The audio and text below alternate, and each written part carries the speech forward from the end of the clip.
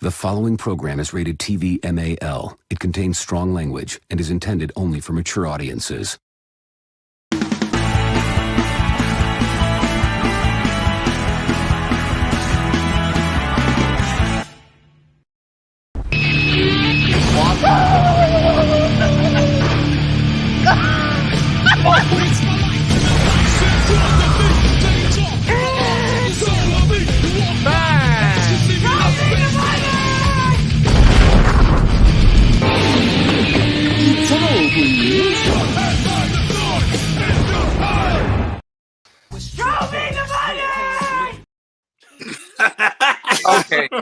Okay, maybe there's a few clips that I can play, but then again, yeah, pretty much. Well, that's a good one to start. And out. I know if Victor was here right now, or I know he's probably watching, but if he was here right now, just by looking at me on the top of this whole thing, he'd be probably saying towards me, No, nothing but love. Nothing but love. No. Well, actually, we were talking about love just a while ago, and we're not talking about sex. It's about love. You know, not everything has to involve sex or diddling or fisting or masturbation or temptation or retaliation. Wait, hold up. Does that mean we cannot talk about this? Sex, and more sex. No, it just means this. It's not always going to be like this. Penis, penis, penis, vagina, vagina, vagina. Or boobs, boobs, boobs, booty, balls, booty holes. Booty. What the? Well then, that was something. Anyway, way to be that's the mature, context guys. into that joke. Anyway, with that being said, welcome to the 77th edition of the Popcorn Panel Podcast, Under the Red Hood 2010 review, which is also titled Victor's Day Off. Now, why did he have to take off? Okay, because I wasn't here. All right, I'll explain. The reason why Victor's having a day off is because he went to go to his sister's graduation. Okay. And also he is having a big, huge dinner, that him and his family are going to have. And I'm not going to lie. I mean, I hope he stuffs his face and, goes through his stomach, and then hopefully it doesn't come out the hard way through his booty hole and into the toilet. Or how about he's going to be like that one guy from the Yoshi's on the commercial. That's what happened to me on vacation. Good food and problems in the bathroom. Well, yeah. Hey, Jared, I hope you did turn into that one guy who blew up like a balloon in the Yoshi's show.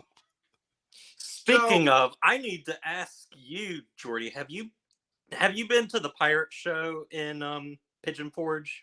No, not yet, but I think we're going to go there in September once we Okay, because we did it this time. Good thing I've already eaten tonight. it was pretty good. Best chicken breast but I've anyway, ever had.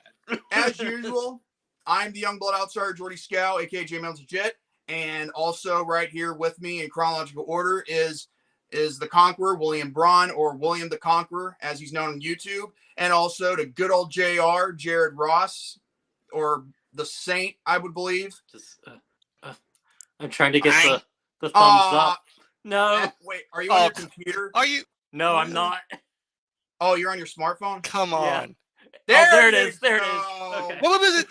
There. Oh, there it is. There it is.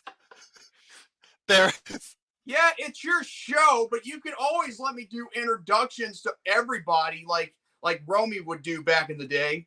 Oh, hi, Victor. Oh my God. God. Hijack his own show.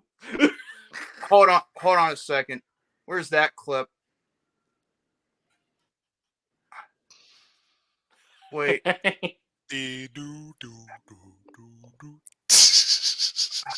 Frick, where's that clip? Oh, Jared, should we really put the Jeopardy music on? I can't. Yes. I just love it. Like, this is my show. Wait. Hi, doggy.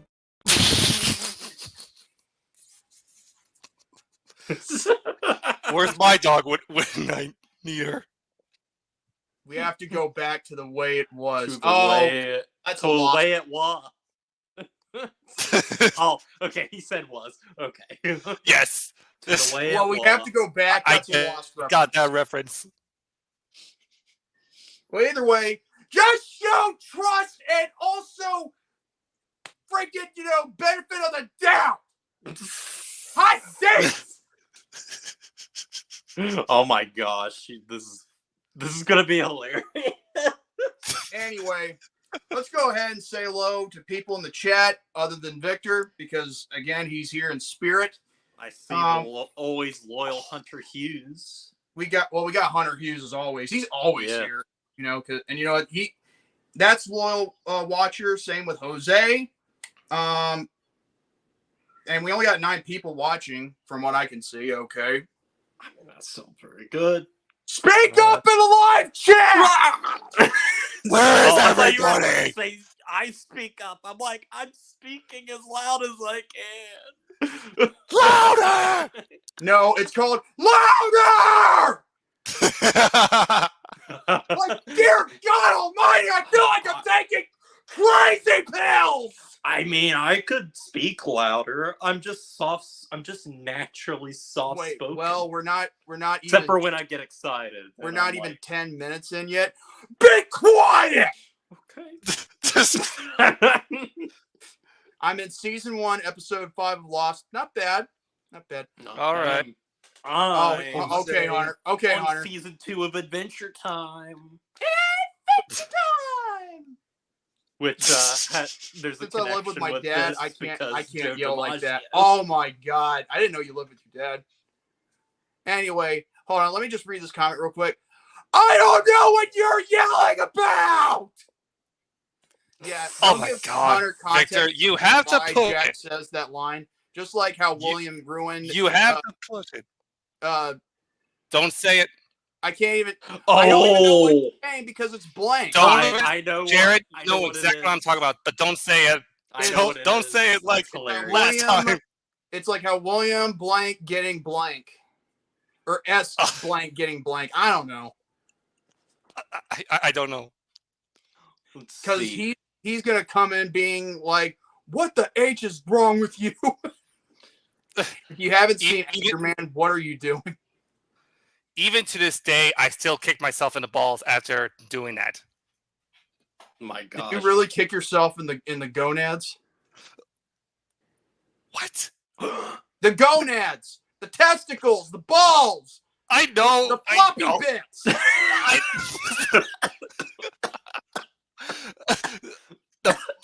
Your berry bush. Oh, my God. you're making me laugh so hard. I am coughing and dying over here. Oh, Jared, don't die on me. Oh, Wait, well, my thing eyes is, are unlike water. Chayton, you're not an avid smoker. No, I am Oh not. my gosh. I'm telling you, he needs to quit the smoking, dude. I mean, I'm not trying to bash him for that. It's just that it'll help in the long run, because if he stops now, he'll prevent himself in the next 30 years from getting himself an inhaler for asthma. Tis true. And after that, he punches himself in the dick. Oh yeah. Oh, speaking of dick, we got someone that appears in the movie review we're about to do, and I'm thinking, and I'm not gonna say it now, but I will later on during the review. Also, side note. Wait a minute, let me just say this real quick. Jose just said penis, penis, penis, vagina, vagina. Okay. Or in that case, the cash and prizes. There you go. Another term for dick and balls. Hi, Brandon. Also, anyway, kicked himself in the pecans. Oh, damn. That's a new one. The pecans. Also, side note, I forgot to mention in my Abigail review that the main character named Anna Lucia, and I was like, what? Oh. That's That's a lost character. Oh, Dick, you mean the movie with Kirsten I saw the other week? Not that Dick. Anyway. I still cannot believe Dick is actually a movie with Kirsten Dunst. I cannot even believe it. When I was looking through I'm surprised. Wait, there's a surprised movie called the Dead promotional poster. with I'm surprised the Kirsten promotional Dunst? poster doesn't have a Yeah. penis in the front. Oh, I was not aware of that. I Yeah, wasn't but like- aware of that either. Yeah, but like I said, I'm surprised the promotional poster doesn't have a penis in the front of it. Honestly, Victor, going through all of these like Kirsten Dunst movies, it's like I'm learning these No. movies that I never No, the knew dick- existed. No, the dick Wolverine that Wolverine stabbed in the Deadpool and Wolverine trailer. Speaking of which, that's going to be coming soon to theaters. You know. Yes. So In we're fact- already 10 minutes in. Well, yeah. Okay, if there's one thing I want to talk about, it's something that happened this past Sunday on AEW Double or Nothing 2024. Now, I'm not gonna lie, a lot of the stuff that happened, I know both of us has talked about it. I know I'm gonna probably talk about R&R with the results and all that, with my other colleagues up there. But unfortunately, I mean, all the other matches, you know, I'm willing to believe were probably good. Other was meh.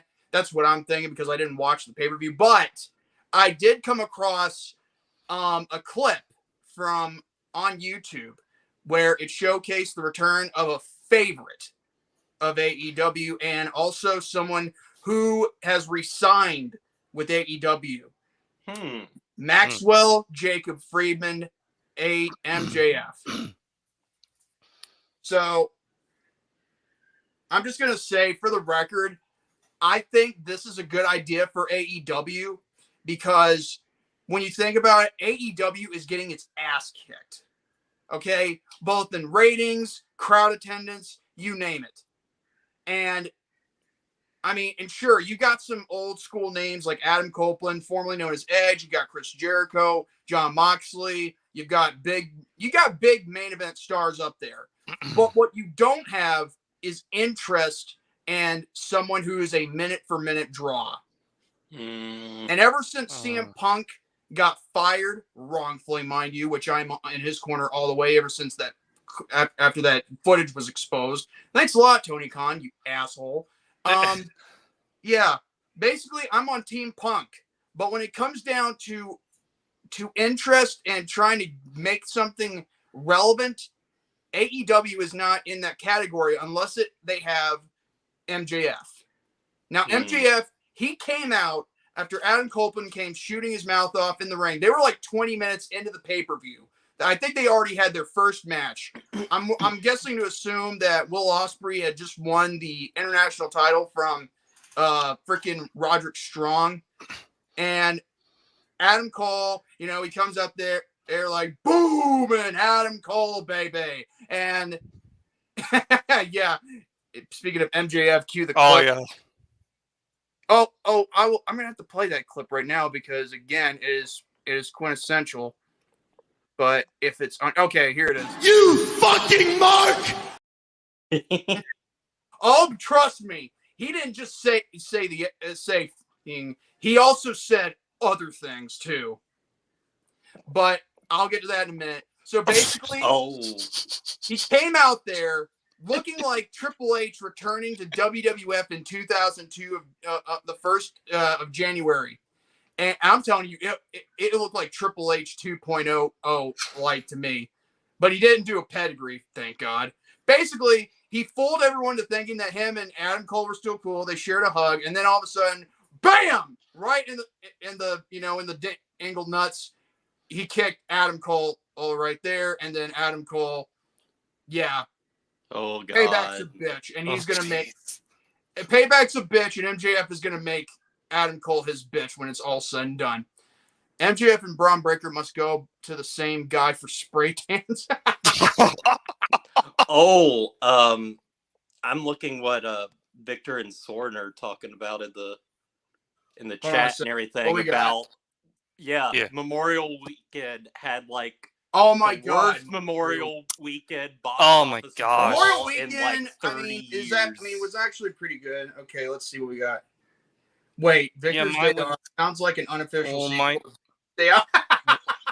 Well, my holiday was good too, except for Furiosa bombing. I got it. Furiosa. I mean, like Anyway, I mean, I think that's a problem. Is doing terrible compared to. Hang on a second. AEW is doing terrible compared to its competition. So what AEW is to wrestling is what Expose is to Lost. That's okay. Okay, basically that is like, like a fictional show within the, within that, series, okay? Yeah. Because after all, what's better than having to, have a TV show within a TV show, That's another way to break the fourth wall for you. Yeah. So, either way, MJF, he gets the microphone, and boy, does he have a lot to say, even though he doesn't say too much to make it make it 2 hours long or anything. He just makes it to the point. And he also references Vince McMahon by name. I'm not making this up. He pretty much roasts everything that would think that someone would try to change him. And he's going to be the MJF that is an asshole instead of a goody two-shoes babyface. I think he's going to probably be the anti-hero in this one, probably, or just, kind of like, Deadpool, only not so gruesome and not so bloodthirsty. But, but still, he came out there and he pretty much said, along the line saying like, and I'm not going anywhere. He pretty much let it loose. He did not have any filters or nothing. And that's what AEW needs from MJF. Because all you need to do is let him have the microphone, do his thing, and give him some decent storylines and rivalries. So that way it can make the product, still going, and it could also help them get some more ratings back, because CM Punk was the ratings, was the ratings guy, obviously. He was the guy to go to, but because of that, we haven't, because of Tony Khan's stupidity, you know how it is. But with this, I think this is a good decision to make for MJF to re-sign with AEW and not sign with WWE, because I'm going to tell you right now, even with this new Renaissance era WWE is having, I highly doubt that MJF would be anywhere, remotely fitting in that company, because they would most likely water him down and put him under a microscope. Even though Triple H is no longer in that, even though Vince McMahon is no longer in that company, I gotta, call myself out on what I just did, the botch. Write that down. Even though Vince McMahon is no longer in the company, still at the end of the day, Triple H, he is there. I mean, if you don't run something by him, it's not going to go well. So, in closing, if AEW is going to get back on its feet and stop getting its ass kicked from WWE, they need MJF a lot more than ever now that he's back with AEW for good. If that is likely the case. But, So, Tony Khan, if you don't up or try to do anything stupid with MJF, maybe you might have yourself something that could probably surpass CM Punk. Probably. But I highly doubt it. But then again, I'm in full support of MJF, and I think he'll probably do better in AEW than he would in WWE. That's just my opinion. All right. So, now, I don't know if I should ask you, what do you guys think of what I've had to talk about before we had to go to our topics? But, I mean, it's not like you guys watch wrestling. But then again... Yeah. I'm so out of the loop. All my wrestling knowledge literally comes from when I am on this show and you talk about it. Yeah, for me, not just that, but also like my uncle who actually grew up watching some of the, old school wrestlers such as Macho Man, Stone Cold Steve Austin, you name all of those. Man, let's see. Also, it's really weird to me. Like, obviously, people have probably talked about this because, again, I'm out of the loop. But it's weird how AEW almost started out as like wrestling savior, and then turned into just nothing much now. when it comes down to it, wrestling is mostly reliable for television than it is on, on its own accord, like when it's like being showcased in fairgrounds or high school gyms or whatever. Like, the thing is, it's more like when it comes to this industry, they rely being on television, trying to, maintain ratings and high budgets instead of trying to, think about, if we just let everyone let loose, then everyone will think wrestling's real. No, that's not how wrestling operates. Because if you let everything go crazy, then you'll have the inmates running the asylum. Kind of like how AEW is, but the dumb, but Okay. But anyway, that clears some things. Anyway, and as far as that picture goes that William just showed, the wilderness must be explored. Rah! Oh, by the way, Jose mentions that it was almost the 15th anniversary of Op. Yeah. Hey, and that reminds me too. The library I work at, our theme for summer reading is Up. Oh my God! Wait, you're a librarian? I am a librarian. Is that what you told your girlfriend before you passed out trying to make out with her? Yep. Just like pretty much. Just like Rick and Evelyn from The Mummy. That's cool. Oh. But yeah, we're doing an Up theme. So like we built like a giant house and have it like sitting up top like in the library and stuff. Well, hopefully those won't fall off like the domino effect in The Mummy. Okay, listen, the way my boss put it up, it's like over the it's like over the bookcases. Wait a minute. I'm afraid it's gonna fall. Lucas as Kevin. And William as... Oh my God. Hi, William my name is Doug. Yeah, that's kind of perfect. Yeah, floating houses. What are those things? Lucas is Kevin. That is a So, since we're now, end of the discussion right there, and I know I'll probably talk about it this Thursday on R&R. And by the way, you're probably wondering, wait a minute, Jordy, you're on the live chat. Didn't you say you had something in store for Gary on Thursday? Why not say it here? No. I'm a patient man. What I got in store for Gary, oh boy. Payback's a bitch. But don't worry, I'll do it Thursday. I'm not gonna do it on this show because I'm gonna be on my best behavior for Victor. Good, Jordy. Good boy. Well, not entirely. Well, I would hope not. Well, yeah, I gotta lose at some point. However, I'm not gonna talk about politics or yeah, pretty much politics. Yeah. So, with that being said, let's go ahead to our topics. And you know what? Instead of the random draw or whatever it is that Victor does, I'm just gonna simply go by alphabetical order, and we'll start with Jared first. Oh, okay. Well, actually, I'm gonna completely do a switcheroo on. I technically have two topics. I guess we were probably gonna do those just because there's three of us. I might have two as well. The peace sign does that. What? Wait. The peace sign. Look. Oh my God! I was just putting up two fingers. Someone take a photo of that, please. I was as shocked as you guys were.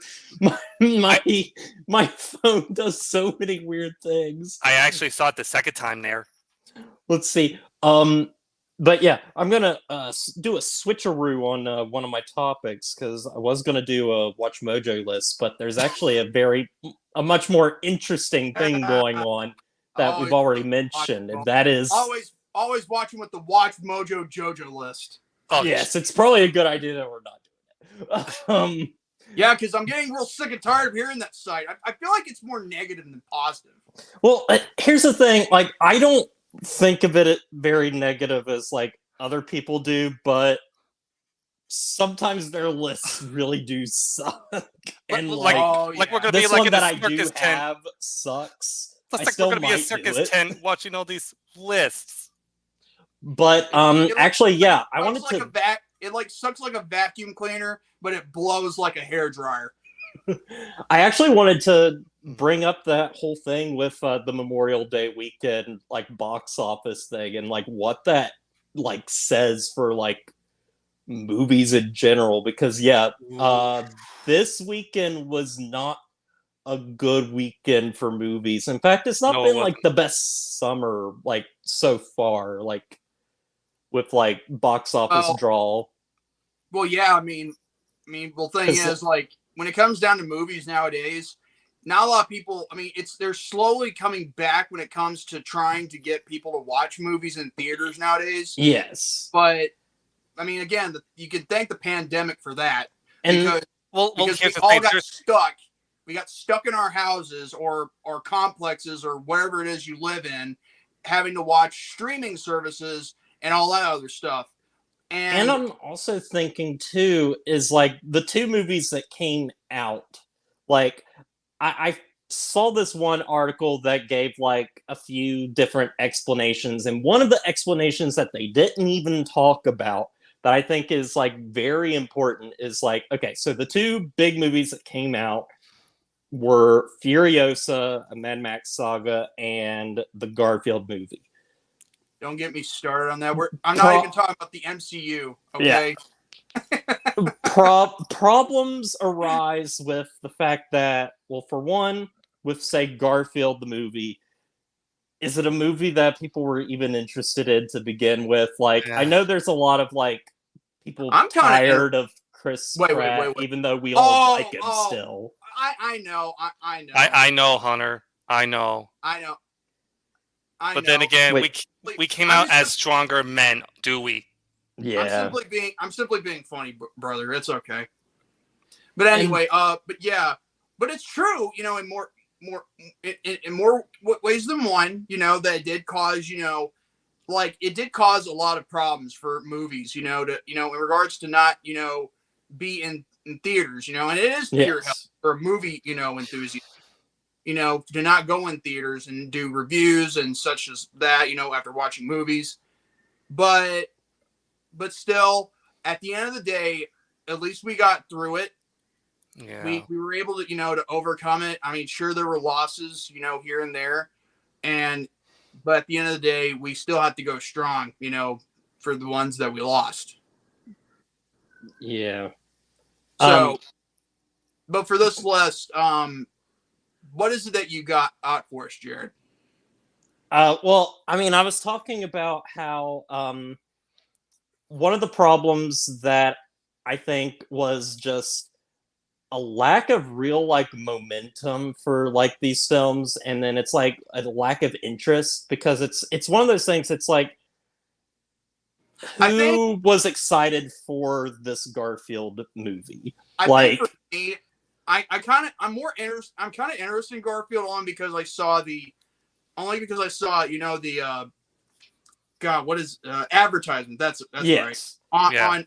Online, like, you know, the on YouTube and everything else. I'm thinking, and it's crazy because like I haven't seen like much of anything for it, like barely at the theaters and even online a lot and everything. So I'm wondering if like a lack of interest, maybe not being as exposed to it as other things. And then on the side of Furiosa, it's one of those things where maybe it's a movie that's like 4 years too late.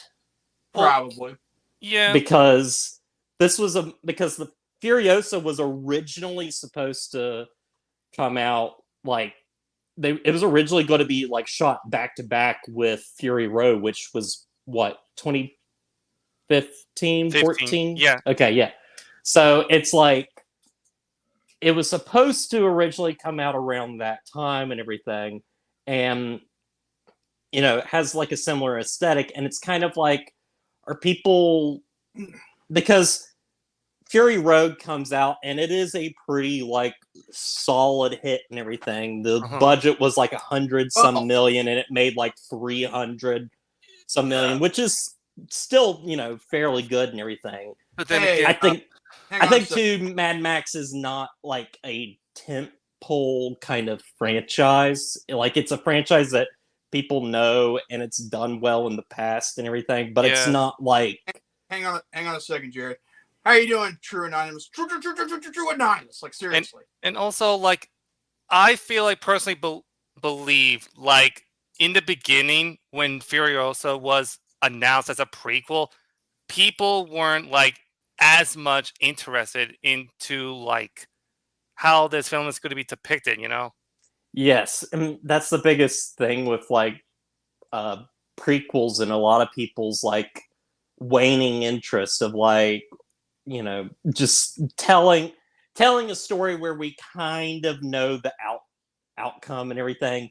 Now, obviously, you can do a lot of things with this to, you know, make it, like, worth watching and everything. And obviously, by, you know, what people were saying, like, Furiosa is definitely worth watching. But, yeah, it's just one of those things where I think the movie maybe came a bit too late. That's good to hear, True.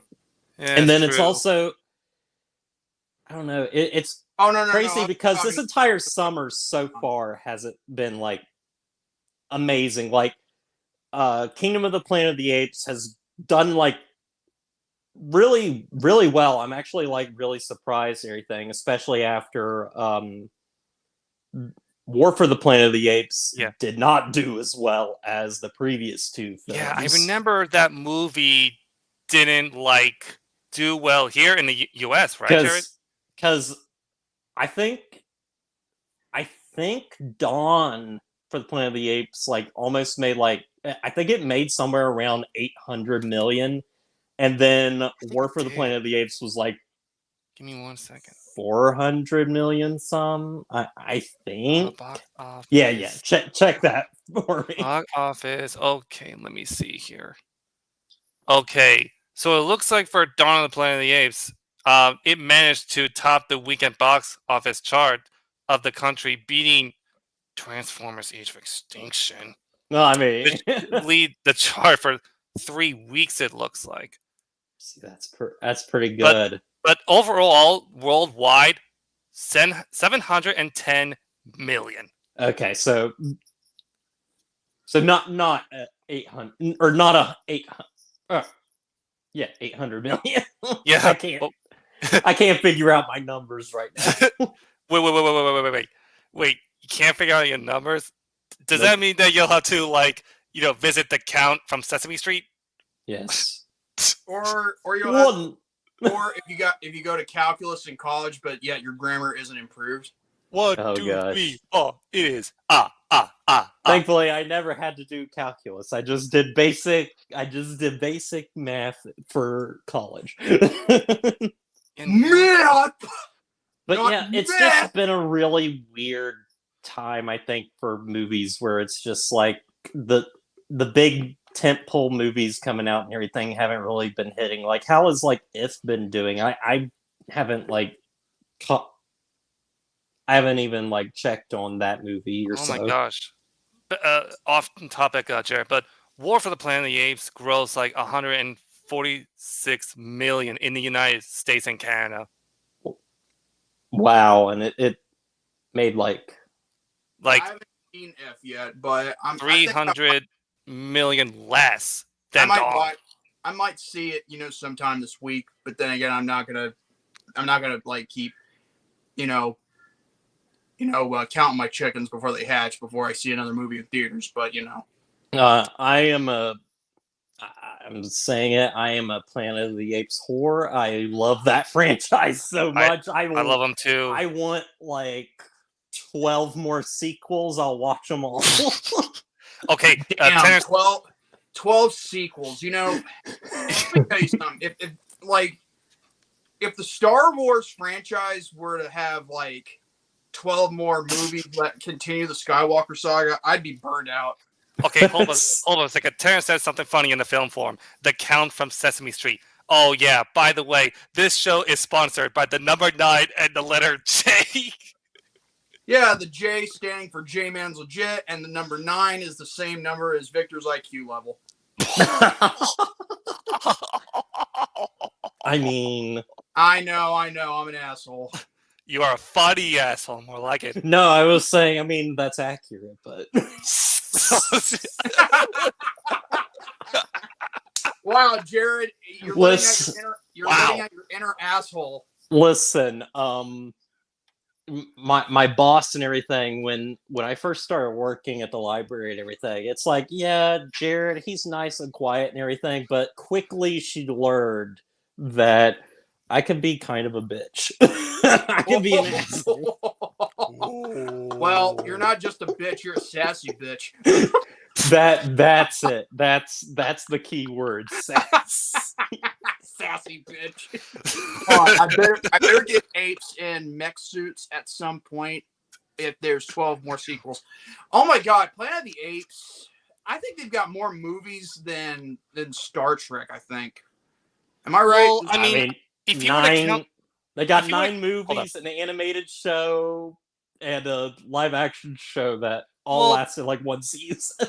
Then again, the Star Trek franchise in general has like 10 of the original movies, starting from the motion picture, then to Nemesis, then J.J. Abrams has to come and resurrect the franchise. Wait. Did you say Abrams? J.J. Abrams. Abrams. Is that what you said? Maybe. Oh my god. Write that down. Oh, jeez. So you admit your faults. I did correct myself afterward. Yes, you did. Abrams. It's Abrams. Okay, Hunter says, "Here we go again." He's like Rick O'Connell from The Mummy. Like, here we go again. Yeah. I think you're just giving Heather ammunition. People are really focusing in on this like terrible box office thing, and we have to remember too. It's like, listen, last year's box office during Memorial Day weekend was really good. I think there's obviously going to be some slips here and there. It's just very dependent upon the movies coming out, the interest for them, how they were marketed. And I think that's ultimately like the big takeaway here and everything. I think because I saw other articles that talked about things like even the writer's strike from last year, like having an effect. And it's like, I don't know how big of a play that even has in it, but hold on a second, Jared. Hold on a second. Victor just said, "What are we talking about?" When he says the word "we," I'm wondering, are you Venom or are you non-binary? At least to the world, that's a gender. But it's not. Victor, I was talking a little bit about the box office for this weekend and how it's just not been that great and everything, and talking about like what could possibly be the reason for it. It looks like we got ourselves some discussion about J.J. Abrams in the film forums. Let me just say this. In my view, when it came to the Star Wars trilogy, the sequel trilogy, I think J.J. Abrams should have done all 3 sequel films. Okay? That is just my opinion. As far like the second one, there's a reason. I'll put up a good argument why I didn't like The Last Jedi, but that will be for another day and another time. And I will defend the shit out of it. Yeah. And the thing is, I'm not going to hate you for it. I'm just going to simply give my opinion as to why I did not like it. Good, because as much as I'll tell you this, Jordy, because this will probably piss you off. It's somebody that I know literally said this to one of my friends and everything. He knows I like The Last Jedi. He said, I'm fine with people liking The Last Jedi as long as they admit that it's a bad movie. If they think it's if they like it, then it's, they think it's a good movie. I got no problem with anybody that likes it. That's not my issue. My issue is with the movie in general of the flaws that I can see in it. Yeah. But anyway, hold on a second. I'm with Jared, and guess what, Jordy? Since you're civilized and not a toxic fan baby, I respect you. Aw, so you do love me. I knew Hunter loved me. Anyway, so I think really that's all I've got to say on the like Furiosa You know what stuff. that reminds me of? It reminds me of this. Pitch Perfect 2 and fucking Lord-ass! Lord-ass! What? What? Lawless!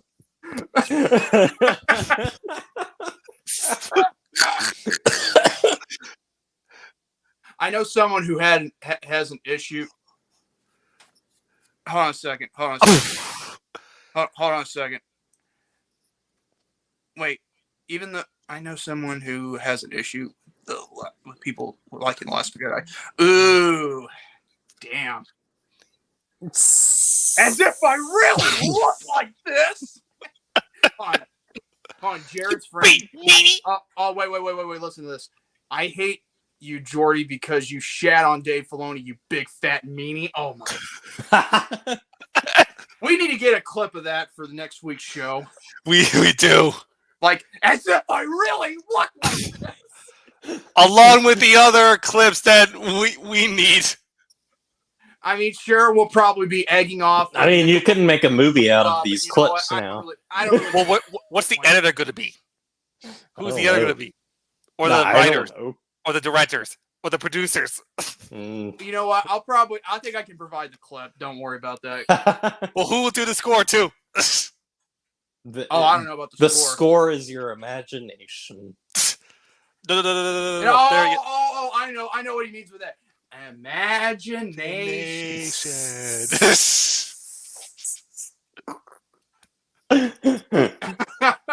Hold on a second. You know, it just reminded me of something. SpongeBob, you know you're doing that rainbow thing. Does that mean you're gay?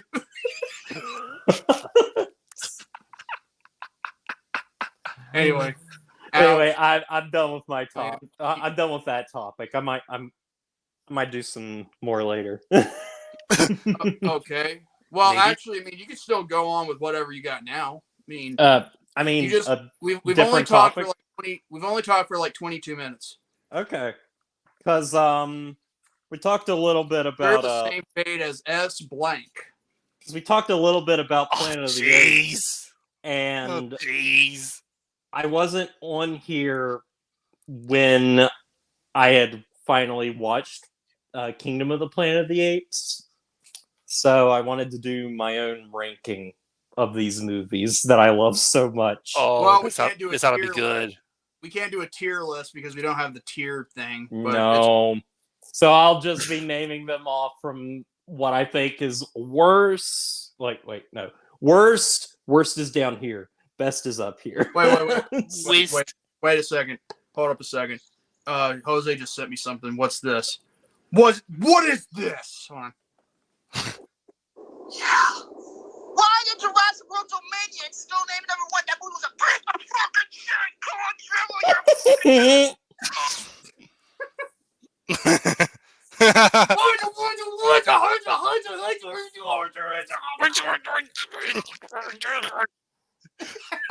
What's he saying when he puts his mic up to his freaking mouth like this? You're nothing but a piece of shit! You stupid cocksucking son of a bitch! He sounds... Oh my god! Oh my gosh! I sound like a madman. Speaking of which, there's a character in our movie review that I'm gonna probably talk about, and it's not. And let me just say this: you'll probably if you think about it, you'll understand what I'm talking about when it comes to a comparison. Okay. Back to Jared with back to Planet of the Apes, which is one of my favorite movie franchises ever. I love me some monkeys. I love them too.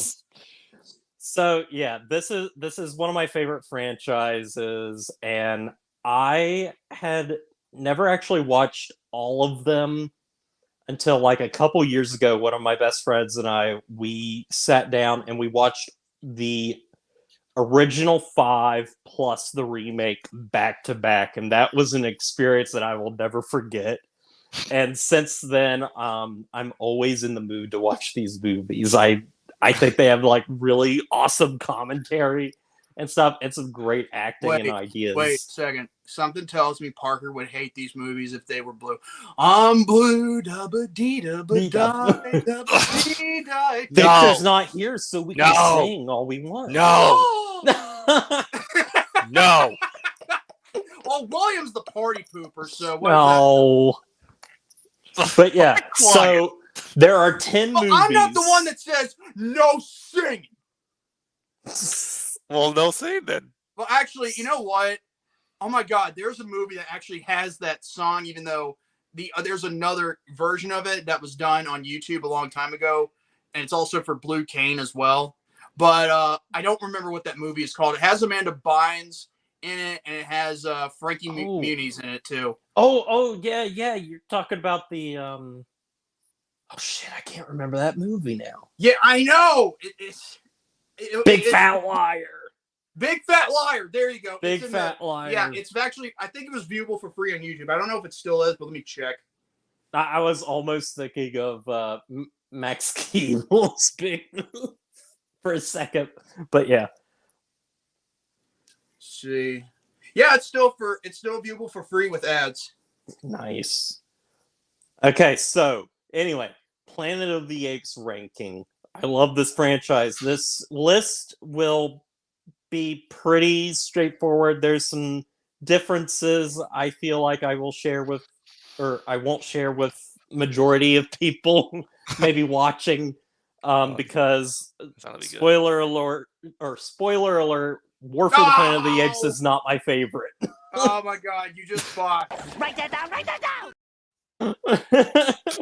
Jared. I thought I knew English. Honey. And I thought I'm bad with writing my notes down. Listen, honey. This is why I tried scripting my reviews for the longest time, because I realize I mess up a lot. A video of mine unscripted might take 40 minutes to film for like 10 minutes of footage. But anyway, at number 10, the worst Planet of the Apes movie, in my opinion, which is probably the opinion of most people, it's the 2001 remake of Planet of the Apes. Yeah. This is a fucking weird movie. Like, listen, it's directed by Tim Burton, so you know it's going to be horny as hell. And it's a really extremely uncomfortably horny movie. There are hot... Wait. When you mean by horny, are we talking like horns, or are we talking like... We're talking about people are definitely wanting to get down in this movie and act extremely weird. Paul Giamatti is probably the most disgusting I've ever seen. He plays an ape, and it's like just horribly uncomfortable watching. Helena Bonham Carter is supposed to be a sexy let me see. ape. Jared, take a look at the film. Hold up. I'm sharing film for him. Oh gosh, I'm sharing it. Hold on. You know what? Oh my gosh! You know it's what funny Jared that we would just like mentioned. if he was here? He'd be like, "Who the f is this Super Lupa motherfucker?" But yeah, the biggest problem with the remake of Planet of the Apes is it's just fucking dumb. It's such a dumb movie, and it is. The dial, listen, the one thing that I can say is like really awesome in the movie are the sets and the makeup. The makeup, especially for Tim Roth's character. Wait a minute. Is wait a minute, Jared. amazing. You know, I gotta do this real quick. I'm boo dabba dee dabba die dabba dee die. Hold up. Die dabba dee dabba die. Okay, going from one photo to this. Oh my gosh. It looks like you got shot in the nuts with a BB gun, like in Home Alone. Like, oh shoot! Okay. And listen, the movie is known for having the infamous, like, really what the fuck kind of ending that just doesn't make a whole lot of sense. But you know what? I kind of, like, love how incredibly stupid it is, because I'm almost like, man, I kind of weirdly, like, I'm mildly curious about, like, what if we got a sequel to this movie of apes in, like, cop uniforms, because it sounds so fucking ridiculous. Yeah, Victor also mentioned in the live chat too that Tim Burton also did the ending on purpose, because that was mostly like a wake-up call for Fox just to reboot the entire franchise, and look what happened. Yep. So next after that is Beneath the Planet of the Apes, which by all technicalities is probably a worse movie than the remake. It's also incredibly boring, and like the first half of the movie is just a complete retread of the first movie. And it stars a guy that looks like Charlton Heston, and I think I told you about this, William. I have a theory that they could, because Charlton Heston returns in this movie for only 20 minutes. I have this idea that they couldn't originally get him. So the guy that plays the main character in this movie was maybe originally just supposed to be Charlton Heston's character because he looks exactly like him. But then they were able to get Charlton Heston back and maybe change the role for him, for that guy a little bit. That's what I think. I have no proof of this at all. Okay, and talk about the sci-fi elements in the movie. Wait, hold on. He's got no proof. I do have no proof. Yeah, but Jared, talk about the sci-fi elements. I got something I want to play real quick, because again, I think this should be another clip we should have for the show, just for no context purposes. But listen to this.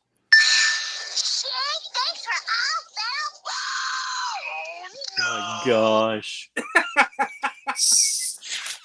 Okay, so also one of the things with Beneath the Planet of the Apes, so I'll briefly mention Kingdom of the Planet of the Apes here. There was a decision in Kingdom of the Planet of the Apes that I didn't know if I was 100% behind when watching the movie, but after watching that movie and then rewatching Beneath the Planet of the Apes, I realized that wait. It was a much better decision than I originally thought. Because wait, hold on a second. David Kuntlov? Wait. Okay, I'm starting to feel like that's a last name that is probably, insulting the guy, but who is that guy? I have no idea. William, but can you elaborate who is Soren talking about? I think you may know exactly what I'm gonna say. Oh, you're talking about Saslov. Exactly. What? But that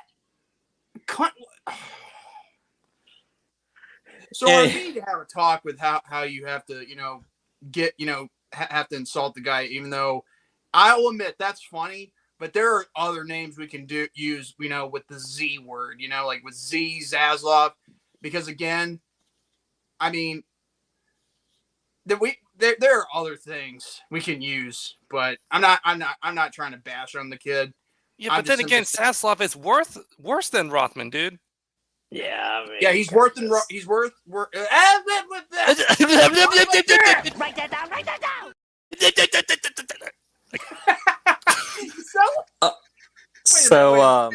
Wait a minute. You sound like someone that I know who was mimicking someone for, going like, and then you go like,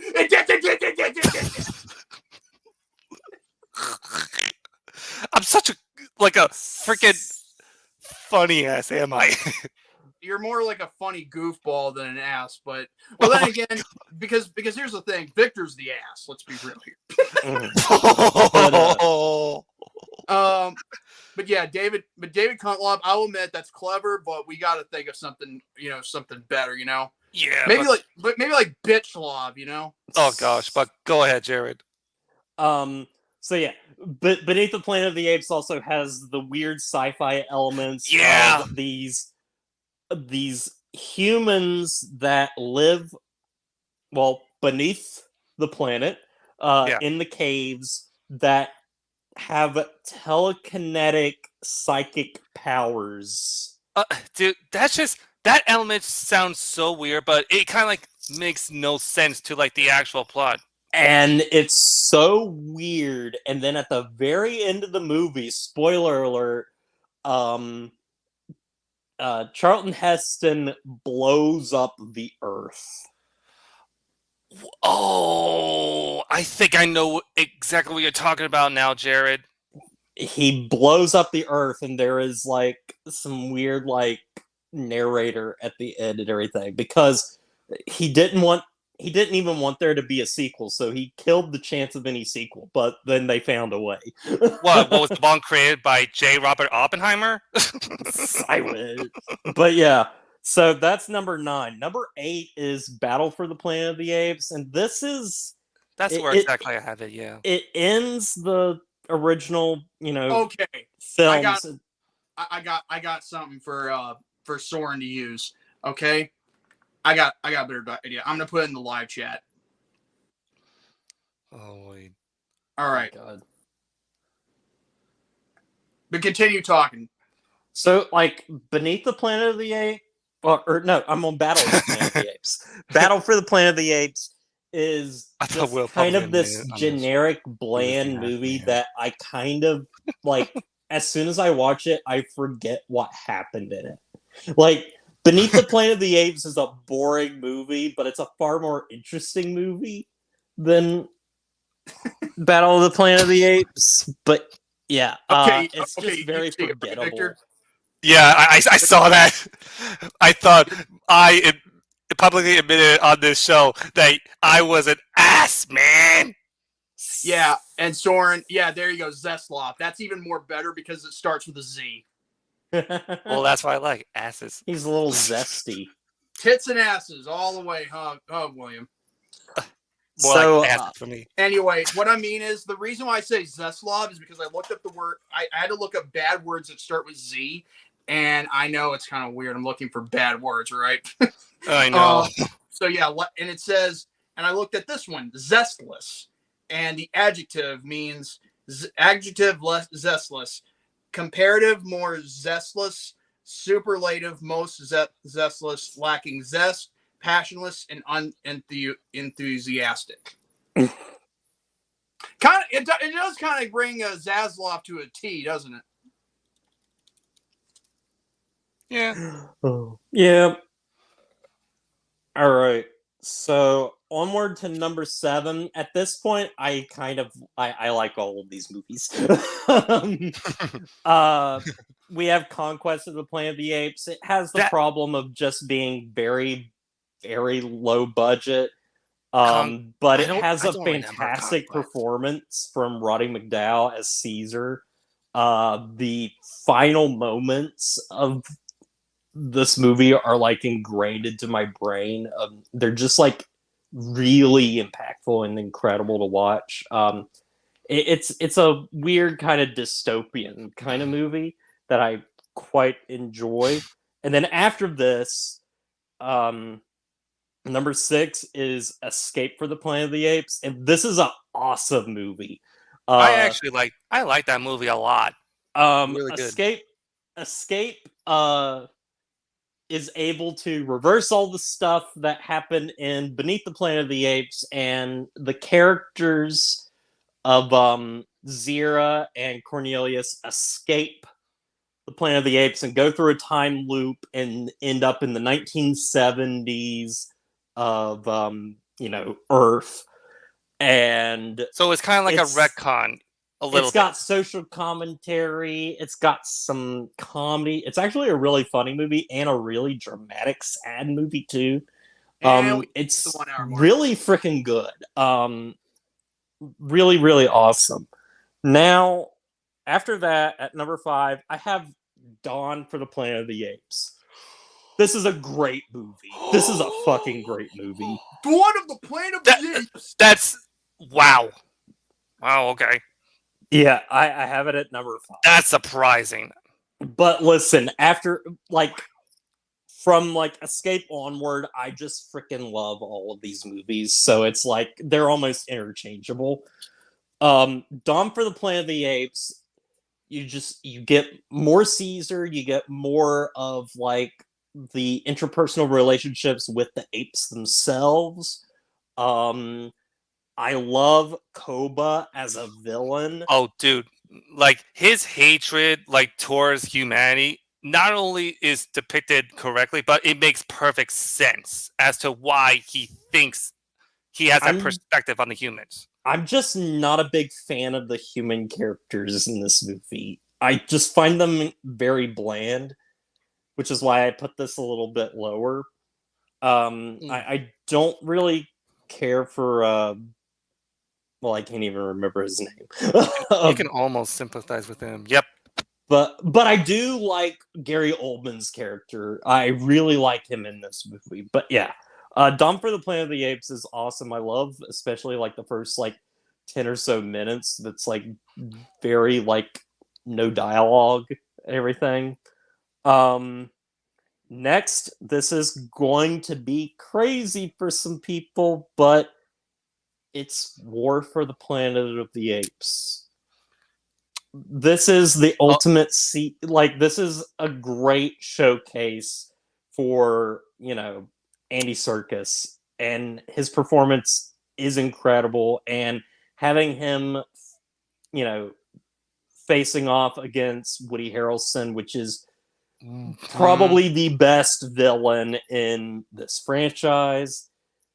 It's really, really good and everything. But there's some things to me that kind of ring hollow to me, like the death of his son at the beginning of this film. It never hit me emotionally the way I think it should have.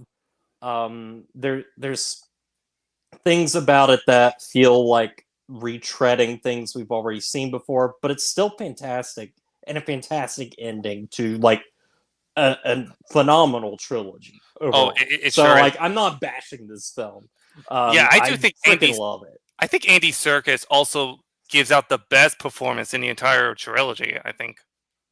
Now, my number 3, this might end up being my number 2 at some point, but I need to rewatch it because I just recently saw it, and it is Kingdom of the Planet of the Apes. Oh wow, that high, huh? I fucking loved every minute of this movie. I loved the way it used Joseph Campbell's hero's journey. I loved being able to decipher that. I loved its themes and exploring the legacy of Caesar through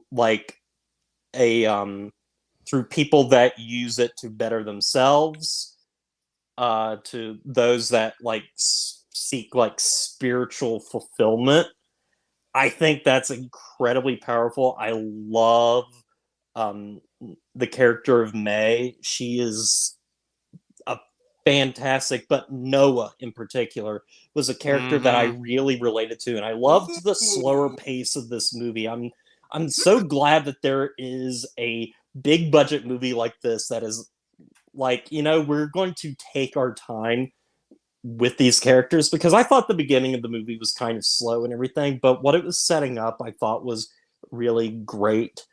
I don't know, again, how I feel about stuff that they do with the human characters near the end of the movie. It seems a little early for them to do the things they're doing, but I feel dug the hell out of this movie. Hold on. Okay, I can hear the garage door opening. It's my parents.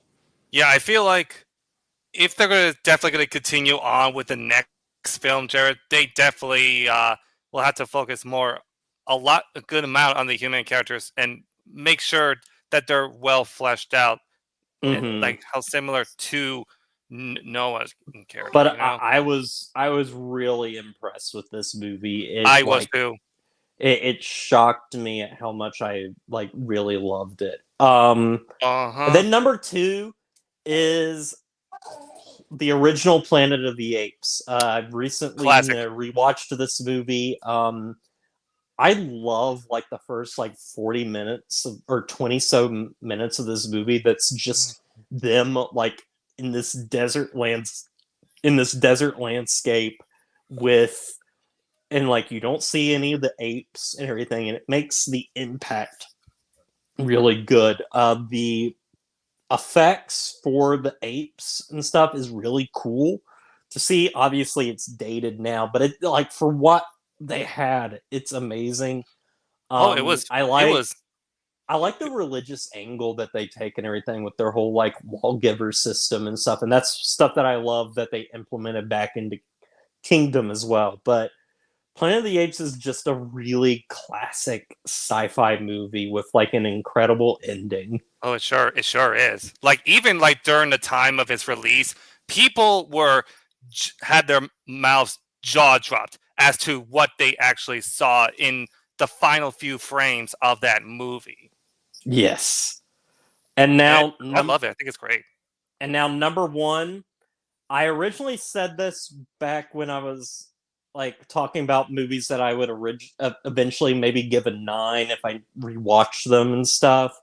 Yeah. I remember that. And I said it was my favorite in the newer trilogy, but then I rewatched all the movies, and for a second I thought it wasn't, and then before I watched Kingdom of the Planet of the Apes, I was over at my friends and we rewatched this movie, and I cannot get enough of it.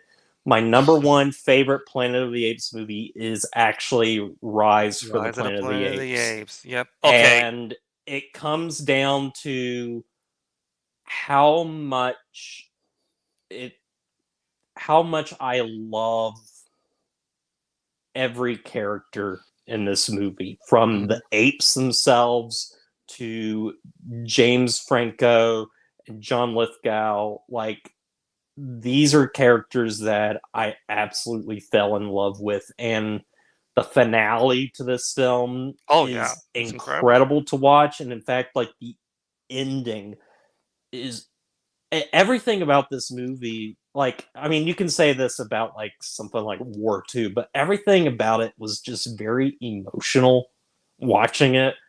I love the soundtrack. I love like just pretty much everything about it. And it's a movie. Out of all the Planet of the Apes movies, I've finally given this one a 9 out of 10, which makes it like, I think the movie is absolutely perfect. I freaking love. I love this entire franchise, even if I give Planet of the Apes 2001 a 4 out of 10. But you know, I still love this franchise. I probably gave that remake a 3. Like, it has things in it where I'm like, that's cool. But it was sloppily executed. Yes. It's just a sloppy, like, weird fucking movie. And as I said, it's really horny. Oh my gosh. But just a quick story for you, Jared. It's so horny. So the way I was introduced to the Planet of the Apes franchise was actually Rise of the Planet of the Apes. So I remember going to the like a country day camp, and I would be like on this team program where we would go through multiple like, you know, places. Like, okay, let's go see a movie during the summertime. And Rise of the Planet of the Apes was, I think it's one of the first movies that I remember seeing before the one movie theater over at 15 minutes away had to be closed down due to not enough business over there. Mm. And when you see, you know, Caesar saying the very famous word to Tom Felton's character, you couldn't even hear a pin drop in that theater. And that moment right there, I was like, holy shit. This is like some of the best filmmaking I think I've ever seen in the modern times. The only thing, and it doesn't really matter. Like people will talk about this kind of stuff, but to me it doesn't matter. The effects in Rise for the Planet of the Apes I watched this in 4K. They do not hold up as well as Dawn and War for the Planet of the Apes, but they for what they are. That was 2011's motion capture when you think about it. And it also just doesn't bother me. It's like I'm not thinking about like, oh, that looks weird. Yeah. And by the way, let's just face it, Caesar is the main character. Moving on. Yep. Not James Franco's character. You mean for that all those people out there who thinks that way? You mean the one that goes like, no? That was a good impression. Thank you. That was really good. That's how he's. Okay, I'll see what I could do with that. Oh, great. Then we'll replace the clip that Victor has. Is it still on here? Is it? I'm 100% sure it's on there. I'm gonna try and see. Oh wait, yeah, here it is. No. Okay. If you were to do a comparison, I think mine was a 10. Yours was Maybe. very good. Yours was very good. It just reminded me of it. All right, I got one for you, and it's the opposite. Yes! Yes! Yes! Or well, since the movie's horny, you'd be like, yes! Yes! Yes! Oh, no. Uh-oh. No. No. What? What happened? What? What happened? What happened? What? You said no. Oh, no. Oh, no. What happened? Is something going on Jared's end? Hold on. What just happened here? Hold on. Let me play this back. Hold on a second. You said no. What? Well, since the movie's horny, you'd be like, yes! Yes! Yes! Oh, no. Uh-oh. Oh, no. Thank you, Soren. What? Thank you, Soren. I think we just lost context with Jared's mind. Like I said, because the movie's very confused. I said because you said I'm confused as you are. You said because something that sounds horny, like it's very horny. Like I'm like yes, yes, yes. Oh yeah. I said I don't even remember now. Man.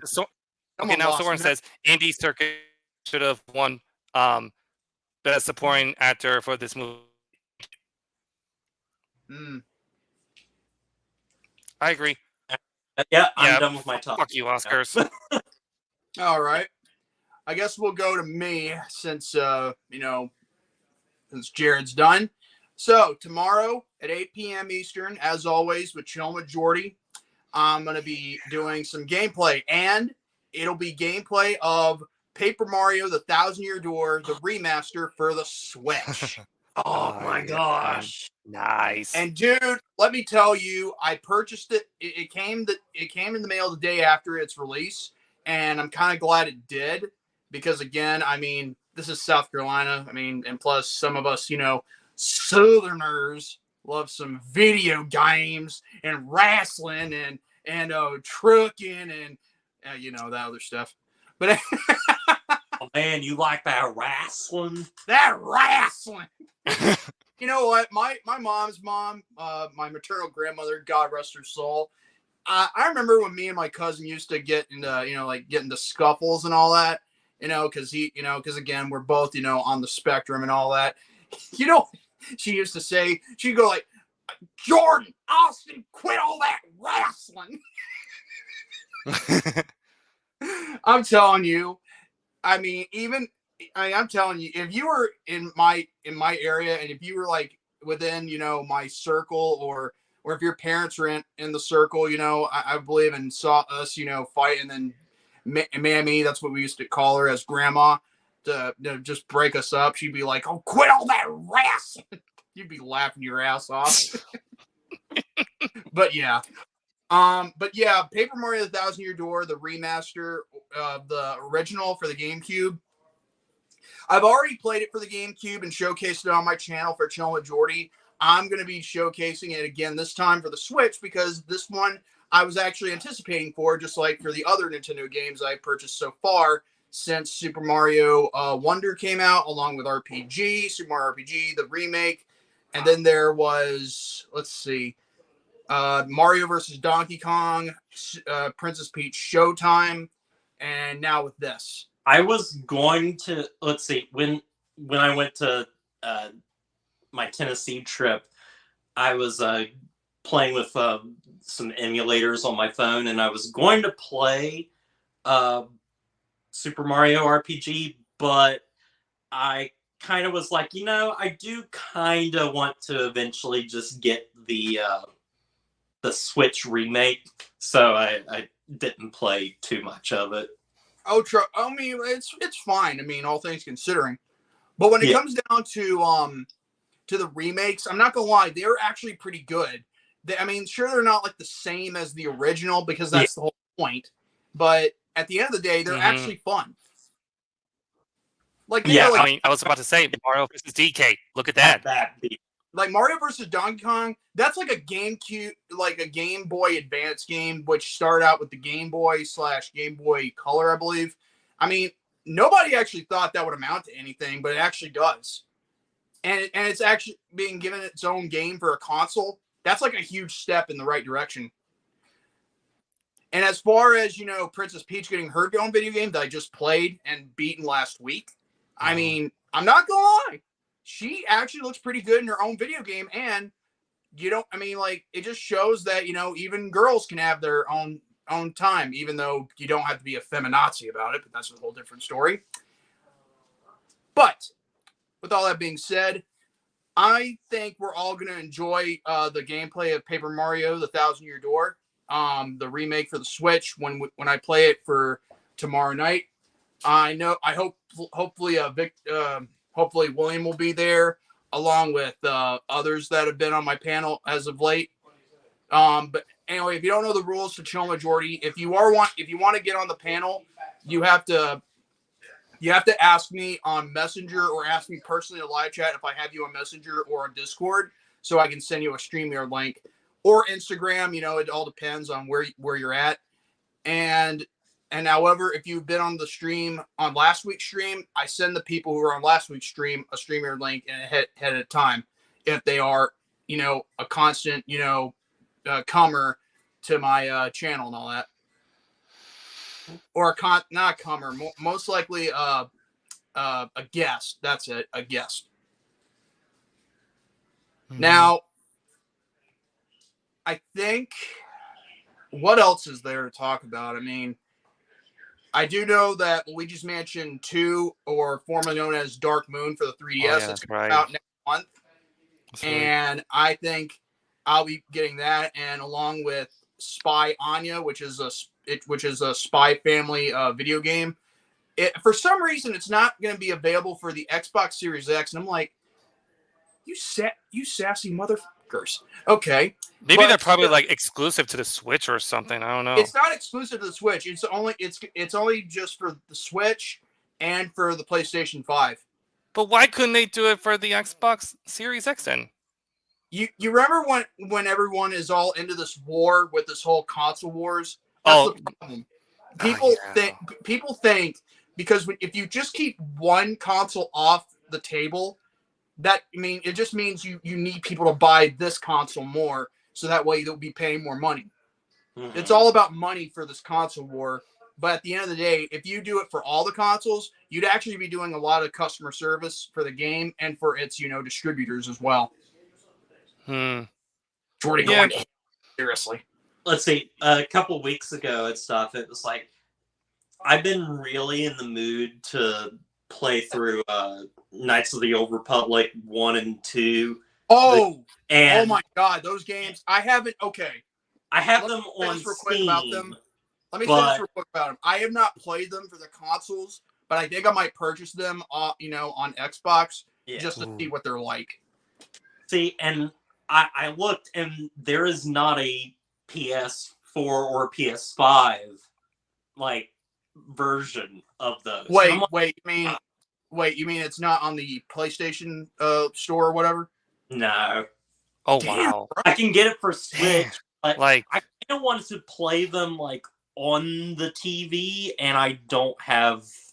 I only have the Switch Lite. Wait a minute. What about Star Wars Bounty Hunter Jango Fett? You can play that on PS5. Yeah. Okay, I was fixing to say because yeah, I you don't. can. You do I don't all of them remember- on PS5 except for that they do not have Knights of the Old Republic 1 or 2 for Yeah, the that's PS. what I was saying because there are specific Star Wars games you can play, but not all of them. Yeah. Which sucks. Anyway. But like I said, it's got to be like,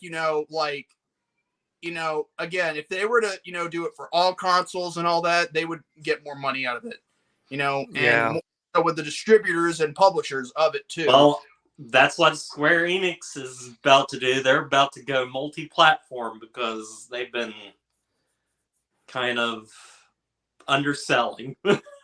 Well, Square Enix, I mean, the only video game I thought they did really well was Super Mario RPG: The Legend of the Seven Stars. And they're probably pissed that Super Mario RPG, the remake of the video game they originally created, is actually, there and they're not involved. Mhm. Yeah, it's gotta hurt. But then again, they're the ones who wanted to break things off with Nintendo. So what does that tell you? Anyway, so yeah, I'm gonna try and get Luigi's Mansion 2 and Dark Moon as soon as they come out. Hopefully, I hope they're not. Hopefully, I can get something out of them, and hopefully that will be the last I can get for this year if there's nothing really coming out. However, after I've done all those games, I think I'll probably do the Batman Arkham series after the Switch video games on Chillin' with Jordy. I wouldn't be surprised too. Like, if you were to finish the Arkham games, what if there's going to be a Luigi's Mansion 1 remake for the Switch? That could work. Problem. Okay, I'm going to tell you something. I think that will probably come out next year because again, That's what I was thinking. Yeah, because again, they'll probably have another Nintendo Direct or something sometime in the next few months. But I doubt they're going to have a Luigi's Mansion 1 remake, sometime this year. I think it'll be next year. Yeah. That's what I was thinking too. But then again, with Nintendo, you're going backwards instead of forwards, and for Luigi's Mansion. Square Enix has been a multi-platform before. Final Fantasy 13 and 15, Kingdom Hearts 3, Life is Strange, Duke X. That's right. And this is coming from Desmond Miles. Yeah. Not Desmond from Lost. 4, 8, 15, 16, 23, 42. Now it's your turn, brother. What? The impression? Yeah, that was good. Yeah, Dude, it was. let me tell you something. I actually come from having Irish and Scottish. I'm from Irish and Scottish descent. On my family. It's in my bloodline. So, but yeah, after I get those two, I'm gonna try and see if I can play the Arkham series, and I'll start with Arkham Origins because it's canon. Damn it! Arkham Origins is awesome. Yes, it is. And you know what? I never had any issues or bugs with it. Well, oh wow! Because well, a lot of people are saying that there were bugs in Origins when they first played it. I watched that Angry Joe. There you go. Yeah, And Hunter's agreeing with what I say. It is canon. Damn it. I'm gonna try and get the one for the Xbox 360. And see if I can work with that. And I'm gonna probably play it on my Xbox 360 because that's how I played the Spider-Man Sam Raimi trilogy with mine. Mm-hmm. And it's so funny. I played the Sam Raimi trilogy of Spider-Man, and there's only one game out of the three that I like the best. And spoiler alert, it's actually the same movie that was more better than the first one and way better than the third one could have ever done. Spider-Man 2. Mm-hmm. I mean, I hate saying that, but it's the truth. Well, yeah. I mean, I used to like own it for the original Xbox, and I would just like play the shit out of it like all day, like almost every single day when I get off from elementary school. It's like one of those times where I would love to revisit. I remember with you're like swinging, Spider-Man 2, the swinging was the best. There was one time where I marathoned it and like beat it in a whole day. Oh my gosh! You know what the thing is with me, with my with my marathons I used to do a week-long marathon, and I'm telling you, I played the shit out of all three of those games.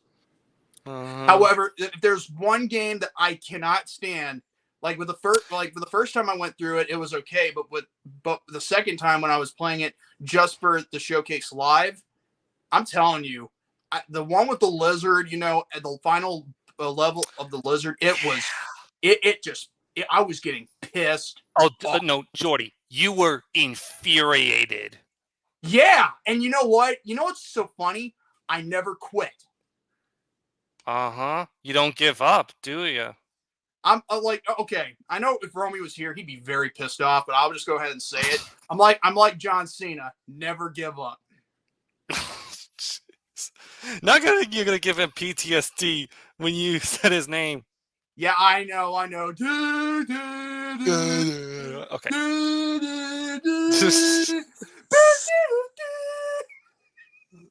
Oh my gosh! What did Tanner say? John Cena actually helped Cody finish his story. He did. Yay! What did Tanner send? Oh my God! Wait. Oh, he said. Oh, I love that. Hold on. Let's play that one more time. Giant lizards. Giant lizards. Parker, that's the second time. That's the third time I've had a phone call from giant lizards running around Gramercy Park. Giant lizards. If there's one thing about that game that I liked, it was because of certain scenes like that. But the cinematic cutscenes, oh my God, they were awful. Like the in-game. I remember they were not good. The in-game cutscenes, the facial expressions. Oh my God. I have seen better CGI in Star Wars: The Clone Wars than this. Are we talking about the third game? Yeah. Yes. Oh, I love the third and game. The one that has like, I'm going to die. Here talking about like telling MJ to shut her trap, basically. Oh my God, that was. I'm telling you that even in the movie and even in the video game, I mean that the relationship is strained. Like it's like you didn't do. It's like everything you did in the second movie just didn't. Just like like nothing. But as far as the other versions of the game, I think the PlayStation 2 /Wii /PSP versions of Spider-Man 3, I think those are relatively better than the Xbox 360, PlayStation 3, and PC version. I had the PlayStation 2 version of. You probably did yourself justice, because I think the gameplay in that and the storytelling is probably better. I mean, that's one thing I'll give it. But Xbox 360, PlayStation 3, and PC, I'm telling you, you will be losing brain cells in regards to logic and everything else. I mean, come on, people. Who here thinks that we should have certain things in a video game, and yet it should not, be too hard for us to defend a certain object, or for us to beat a certain boss, or the timing sequences. Like, damn. At least Venom's death was better. You mean in the? Oh yeah, I okay. I mean, Venom Venom for the Xbox 360, PlayStation 3, and PC, I will agree, Like Venom didn't look too bad, and his death was way better. But however, when you think about it, it didn't look like I just don't know. I mean, Venom shouldn't have died like that because one, it's kind of gruesome, like Norman Osborn gruesome in Spider-Man 1, and 2, like the thing is Venom shouldn't be that easy to kill. Okay? Oh my gosh. Wait, hold on, let's see here. No, it's Super Duck. This is a job for Super Duck. No, you gotta let me do it so that way they'll get another voice clip or whatever. Okay. All right. This is a job for Super Duck. We even saw Eddie Brock's skeleton. Yeah. Yeah. Anyone, speaking of Venom's death, anyone hear that his death in Spider-Man 3 was supposed to be even more violent? Yeah. Wow. Yep. Dang. Even I know this story too. But you know what? At the end of the day, I think they made a wrong choice putting Venom in there just because for demand. I don't think it was it fan service or was it just by the director or the people up at Sony wanted it? Well, I think it was mostly like I blame Sony because it was mostly them just like mandating Sam Raimi just to like give us the version that Sony wants, not what Sam Raimi's vision was intended to be, you know? Yeah, I figured it wasn't Sam Raimi's idea because I know Sam Raimi knows that he could time things just right and just make sure that, we didn't, get a bunch of crap, in the process. Because that's what they did with Eddie Brock / Venom. He actually wanted to use Vulture. Well, you know what? Did. You know what's so funny? He was already used in the first video game. I mean, yeah. They could have used him in the same like storyline or whatever, but instead of, don't even give Vulture the origins. I mean, it's obvious. Victor, Adrian Toomes, I believe it was. That's the name of it. Yes. Yeah. The Vulture. I think. He's mostly greedy, very, and very, selfish. So I would say that just let him be that and be a very genius inventor with an evil mind. That's it. Yeah. To quote Vulture from the first Spider-Man game, "You have become a thorn in my side. Today, you will die, Spider-Man." Remember that? I'll you were admit, just like climbing up the tower. The first Spider-Man video game is actually pretty good. It's like an advanced version of the first two Spider-Man video games for the PC / PS1. Well, then again, I think the second one is exclusive for PS1, but that's a whole different story. I had trouble with that game, so I had to put cheat codes in. Oh my god! Well, you you could actually put cheat codes in the Sam Raimi video game too. And I definitely had to do that for the Ang Lee Hulk game. But here's the thing: Spider-Man 1 with its web probably better than the movie though, Jared. With its web swinging, I'd say it's not. I mean, it's not too bad because again, that was the beginning phrase of actually us seeing Spider-Man, in general for like both for younger audiences and for newcomers of Marvel Cinematic Universe, or the Sam Raimi universe, if you want to go that way. And as for the second movie, same thing with its web swinging. However, it doesn't combine itself with the main storyline of Peter losing his powers, but still, it's a good thing because otherwise, why would you want a video game where you have no powers?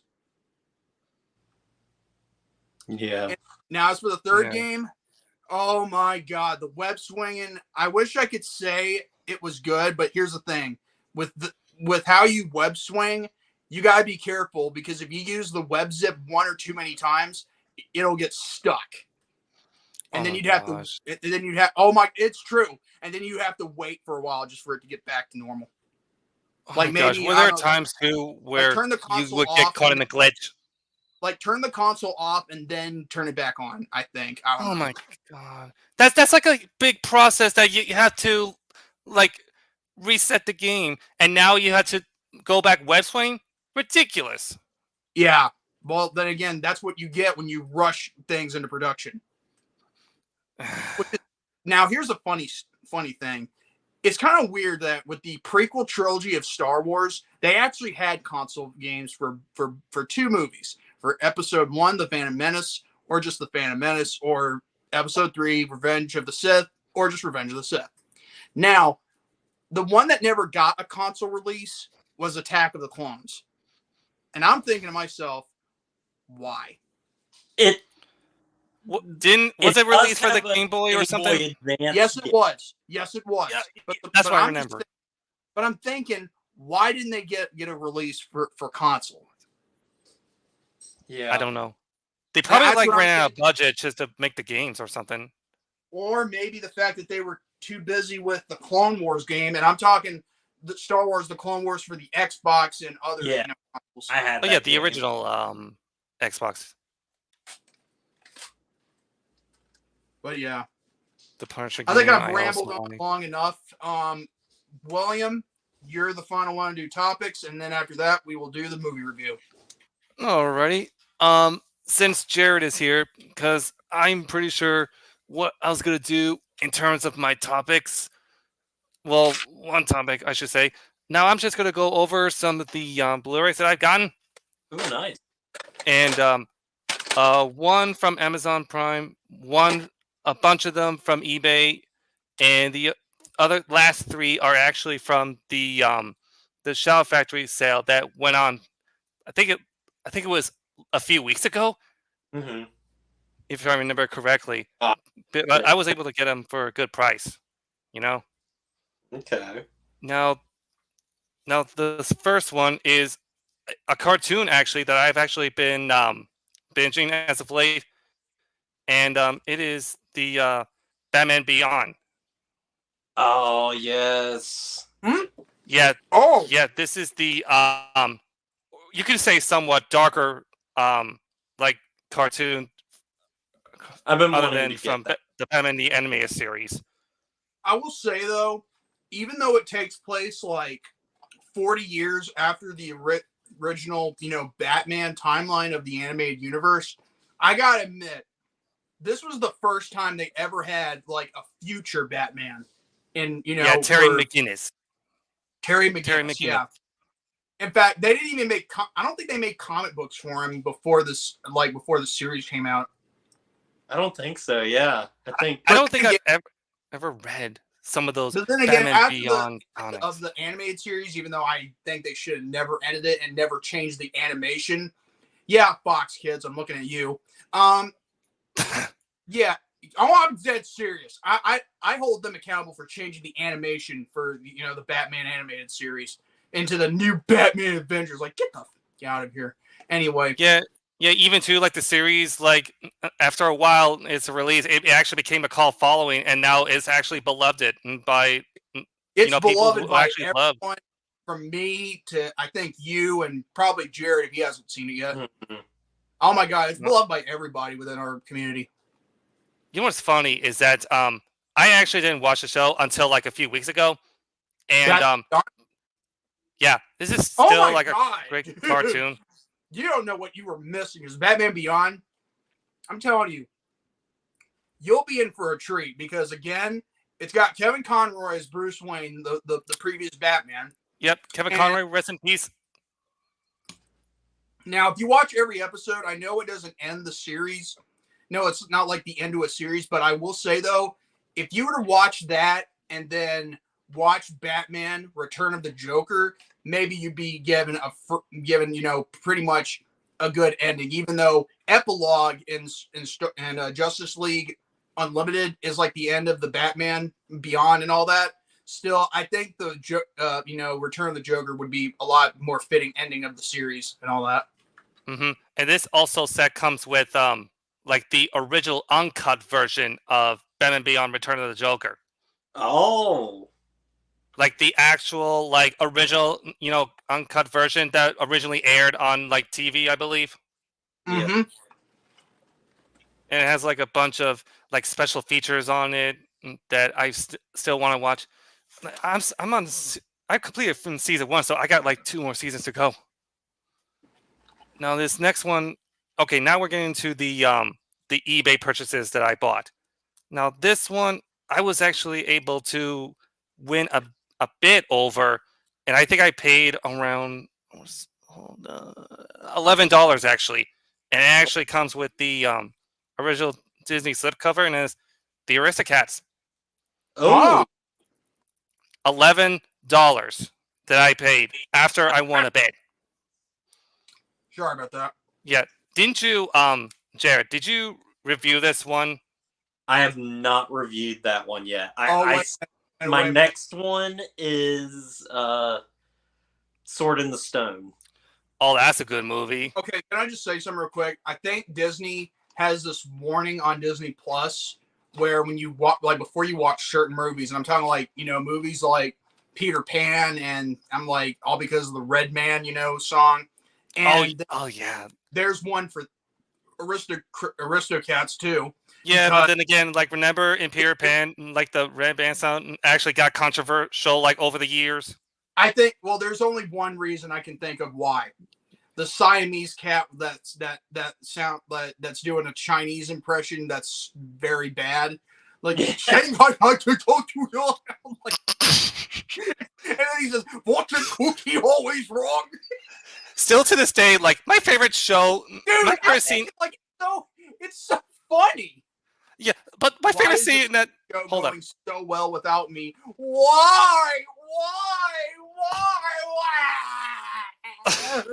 My favorite scene in that this movie, Jared, is when all the cats were just like playing their instruments, and they're like everybody wants to be a cat, and they don't give a shit about it. They just tumble down every single. Damn it, Connor! You made me spit out my waffle fries. Wait. I could have choked in my laugh. He said, Jordy? "Did they get Peter Vo to dub that the Siamese cat that imitates that imitates a Chinese guy?" Oh my god! But I know Gary loves this one. No, it's okay, dude. It's okay. Oh my god, I'm gonna have to turn this camera so that way, yeah. And this next one I got actually for $10, and it's a movie that I actually put on the wheel at around. I think it was on the Whiplash episode, I believe. Okay. It's Finding Nemo. Oh man. Ugh. Yeah, $10 that I got. This is a really good deal. It's still sealed. This is it's still sealed. Whoa. Yeah, and it's one of my favorite Pixar movies ever. Fish are friends, not food. Or how about this, Jordy? Mine. Will you just shut up? You're rats with wings. But yeah, Finding Nemo is absolutely amazing, and we definitely have to do a review on the show at some point. Yeah. Hopefully it'll land. If we get on the wheel of bullshit, we will. Oh, well, and next one is actually... Wait. Do we have it on the wheel of bullshit? Well, wait. I thought we actually did have to do a mandatory review next week. Oh yeah. I'm just saying. I'm asking because if Victor has it on the wheel, because I can't pull it up right now. Oh, he does. Oh. I'm 100% sure he does. Okay, because hopefully we can review that sooner rather than later. Yep. And I actually next one I got a sequel, Finding Dory. Yay! I love that sequel. Yeah, it's not. It's actually a solid sequel. Is it as good as the first one? Not at all. But it's still a very solid follow-up to Finding Nemo. A very solid follow-up. The only thing I don't like about it is certain things they added to it just to please the voice actress of the movie. And okay, I know Hunter can back me up on this. Didn't Kate McKinnon actually has a voiceover role in this? I think it's towards the whale, I believe. What, the One of whale? those whales. The whale. I think it's the half blind whale or something. Oh wait! Are you talking about the whale shark, or am I Probably. thinking of something else? Maybe. Probably. I don't know, but Yeah, you know. but I haven't watched this since it came out in theaters, but it's definitely worth a rewatch. Next movie is a classic, and I have to get it. I really have to. Like, it wouldn't be a Disney collection without this. Aladdin. Oh. Arabian Night. No, wait. Hold on. You gotta love this guy, Prince Ali. How you see all the blah. Aladdin is easily one of the best animated films in the Disney Renaissance. Yes. And although I haven't seen the remake, although I should probably give it a watch just and judge it by its own merits. I think the remake's fine. I think most of the Disney remakes are honestly. Wait! You mean the remake with Will Smith in it? And Huh? are you talking about the remake with Will Smith? Yeah. Yeah. Okay. I haven't even watched it yet, but to me, I'm not saying Will Smith being the genie disrespects Robin Williams' memory. When you think about it, there's really not all that much you can find that could probably do a better impressionist than to Robin Williams. And plus, if they did the AI bullshit, let me just say this, they would be really disrespecting the memory.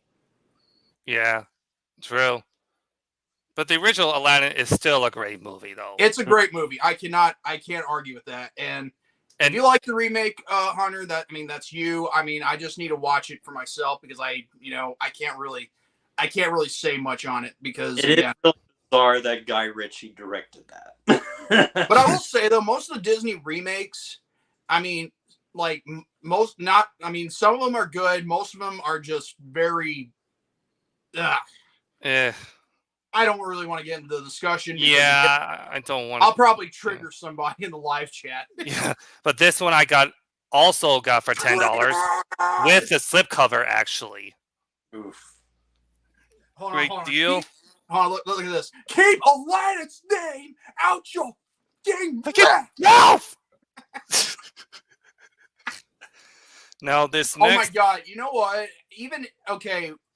Something about Will Smith was brought up in the film forums. What was that all about? Is it was he going to be playing Mrs. Doubtfire or something? I don't know. I don't know. I don't know.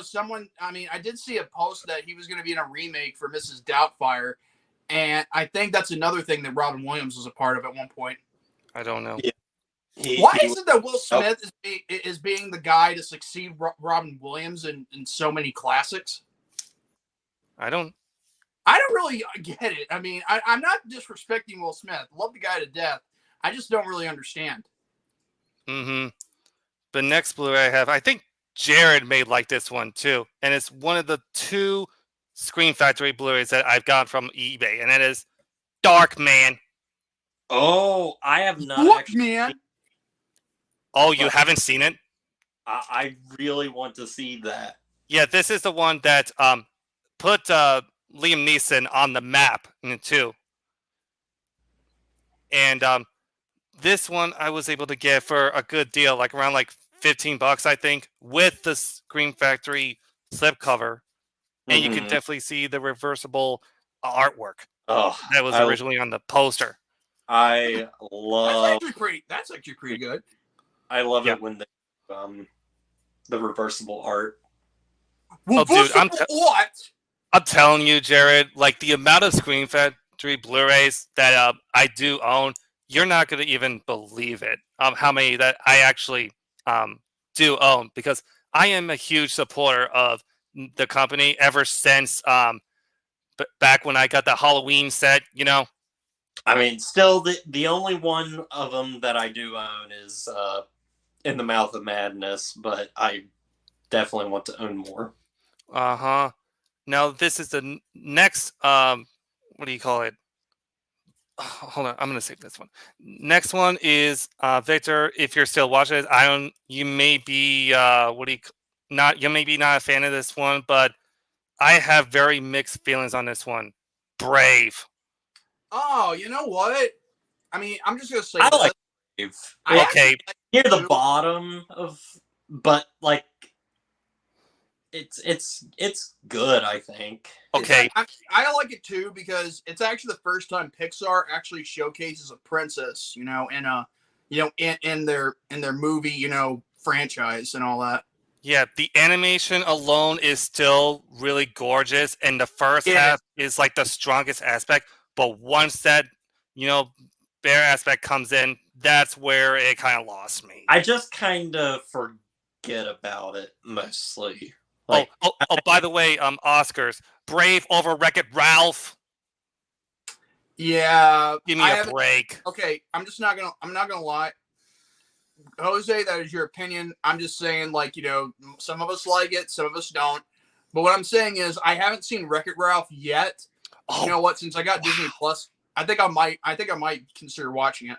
oh, dude, you have to see it. And I'll probably need to watch its sequel too. second If I'm one, going that far. first one more obviously, but I gotta watch its sequel too because otherwise, I mean, it's part of the Wreck-It Ralph franchise. Well, here's the thing though, there's only 2 of those movies, and there's no third one. I'm kind of curious if they ever are gonna make a third one, but then again, who knows? I don't know. What do you think, Jared? I don't know. I just know that despite the first one being the best movie of the 2, the second movie has the best scene in both movies. Yeah. It's the Disney princess scene. And then the last Screen Factory Blu-ray that I got from eBay, I actually got it I had a little pretty penny for this one, but I think it was worth it. How pretty was it? Was it a clean one or was it dirty? Like maybe clean. I don't know. I'll better be clean because Like beautiful as a beautiful, maybe. Because rusty ones, they don't accept copperheads. Or wait, that's a snake. Never mind. Oh my god! And that is, I've come here to chew bubblegum and kick ass, and I'm all out of bubblegum. Yep. They live. Ooh. You know what? Here's my version. I'm here. Time to kick ass and chew bubblegum, and I'm all out of ass. Wait, what? But They Live is one of my favorite John Carpenter movies. And Jared, you've seen this one, right? I have not. I just said it. I haven't seen that one. Oh wow, I haven't seen a lot of John Carpenter's stuff, really. Okay, the only John Carpenter movies that I have not seen, didn't he do Ghosts of Mars? Yep. Oh, I've heard that was pretty bad. But They Live, I think I paid around like a little close to $30 actually, and this is actually the original 2012 release with the little buy sticker over there. Which I mean, I was gonna take it off, but I don't want to ruin the slip cover and its artwork. You know what I'm saying, Jared? The slip cover. Yeah, because it would be such a pain in the ass. But it's one of my favorite John Carpenter movies. Now, on to the 3 4Ks that I got from the Shop Factory sale. This first one, I think this one is really underrated too, and this also comes with the extended cut of the film, and this is World War Z. Oh. Yeah, this one is actually I consider this one pretty underrated. And it was directed by Mark Forrester. And I think the last time that I saw this movie was actually, Jared, you know that time where you allow Netflix just to ship DVDs to your mailbox and all that shit? That's actually how I came across this movie. Oh, okay. And I mean, I didn't see this one in theaters. But unfortunately, though, Mark Forrester kind of did Quantum of Solace. Yeah, that was definitely not a movie for him. Although he did redeem himself with Christopher Robin, which was the live action Pooh Bear adaptation, I believe. Yeah, I really like that movie though. I still need to see Christopher Robin. Screw the Ponyverse. Yeah, that too. Yes, we'll screw the universe in the ass, more like it. Now these last two are this is actually the second Leica animated film that I now own. The first one I owned was Kubo and the Two Strings, and this is Paranorman.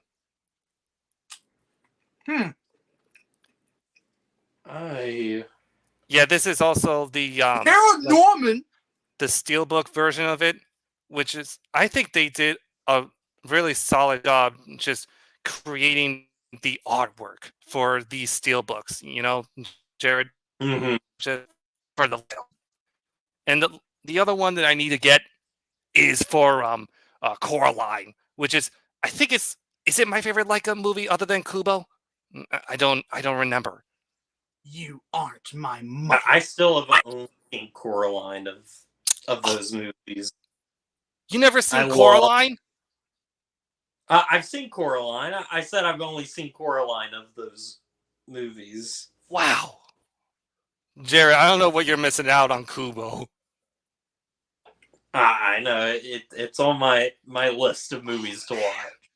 It's one of the best anime movies in a long time. And the last one I got is fuck the remake. We're only talking about the original film here. And this is, Jared, Point Break. Oh. Yeah, this is the Point Break. Yep, and we're not talking about that remake, which I've heard is horrendous. I forgot it existed until you mentioned it. Is it just me, Jared, or does every time that we mention a film that we forgot about, you just say the famous phrase, "We forgot about it"? Is it just me? Are you saying because you think you're Venom, or you think it's just we because I've never seen the movie? Oh God! But Point Break is one of the best movies of the 1990s, and it's easily like one of Catherine Bigelow's best directed films too. Wait, Victor just said 2015 was a masterpiece. You just didn't get it.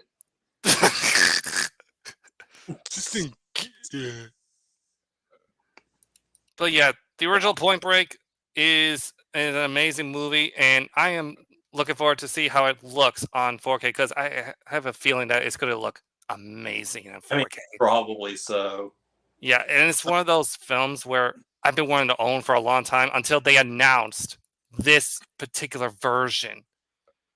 And it comes with a lot of additional features in it, which I am looking forward to seeing. And those are all my Blu-rays, and that's my topic. All right. Well, we're about to hit the 2-hour mark soon. Man, things have been going off without a hitch. And now we're going to go ahead and go to our advertisement, or rather our commercial break, even though I don't understand what's the need of commercial breaks, but I think it's only, fun for Victor to have these commercials. So Robin, execute the Bat commercial and let us go on to our review. Batman, Joker's turned up at the Gotham McDonald's. On my way. Robin, meet me at the Gotham City McDonald's. Right, Catwoman's been sighted there. They're ours now. Just imagine Batman's surprise when he finds out everyone's talking about the Batman Happy Meal toys at McDonald's. One of 8 exciting action toys or vehicles with each Batman Happy Meal you buy your kids. What you want is what you get at McDonald's today. Why have they been in there so long? They're probably just toying with us, Robin. Pardon me, would you have any Grey Poupon? But of course. Oh, thank you. Are you putting Grey Poupon on a wiener? No, it's not a wiener. It's a frankfurter. Oh. Why? Is that a bologna sandwich you're applying my grey poupon to? That's bologna. Bologna. Wiener. Grey Poupon, also in a squeeze bottle. I don't remember there was Happy Meal toys for Batman. I don't remember it either. I don't think it was ever done like around the time after I was born. But then again, here's the thing about Batman the animated series. You see, when it came to, prime time and weekdays, it was a whole different matter because cartoons were not as weekly as they are right now. Okay. And plus, most of them were not even done in production number of how they came out. You know what I mean? Right. Mm-hmm. Right. But anyway, yeah, I know that stuff. It's really weird with like continuity and everything too. Oh, believe me. And you know what? It's kind of fine because I'm actually watching it right now, and how it came out, like date wise of, like when it came out on this day and all that stuff instead of production number or that chronological order. Okay. Because I want to see what it was like, if, back in the day. And it's actually pretty good when you watch it like how I'm doing it right now. But anyway, it's time for the main event of the evening, and that is the review of a home direct-to-video movie that I chose for the Wheel of Bullshit. It landed on it last week, and next week will be a different one altogether, which was picked by I think it was Victor. What? Oh yeah, it was William. Okay, but for some reason it was green. I don't understand. I don't know. Victor, take notes.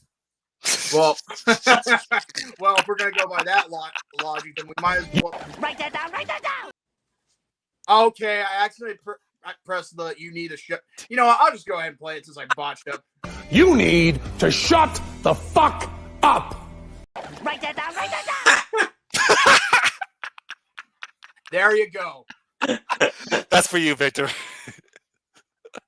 So, with that being said, we're going to go ahead into the movie review, what I picked called Batman Under the Red Hood, which is a direct-to-video release, for DVD, Blu-ray, and boy, oh boy, are we going to have fun with this one. Yes. So, yeah, we're going to have this, advertisement play for the movie we're about to review, so don't go anywhere.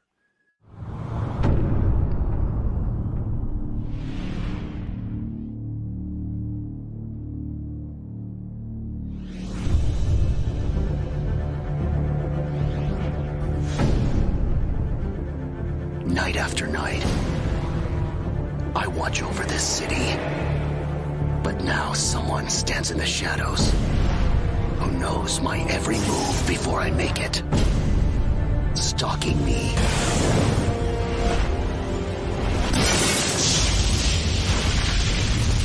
It ends tonight. Who do you work for?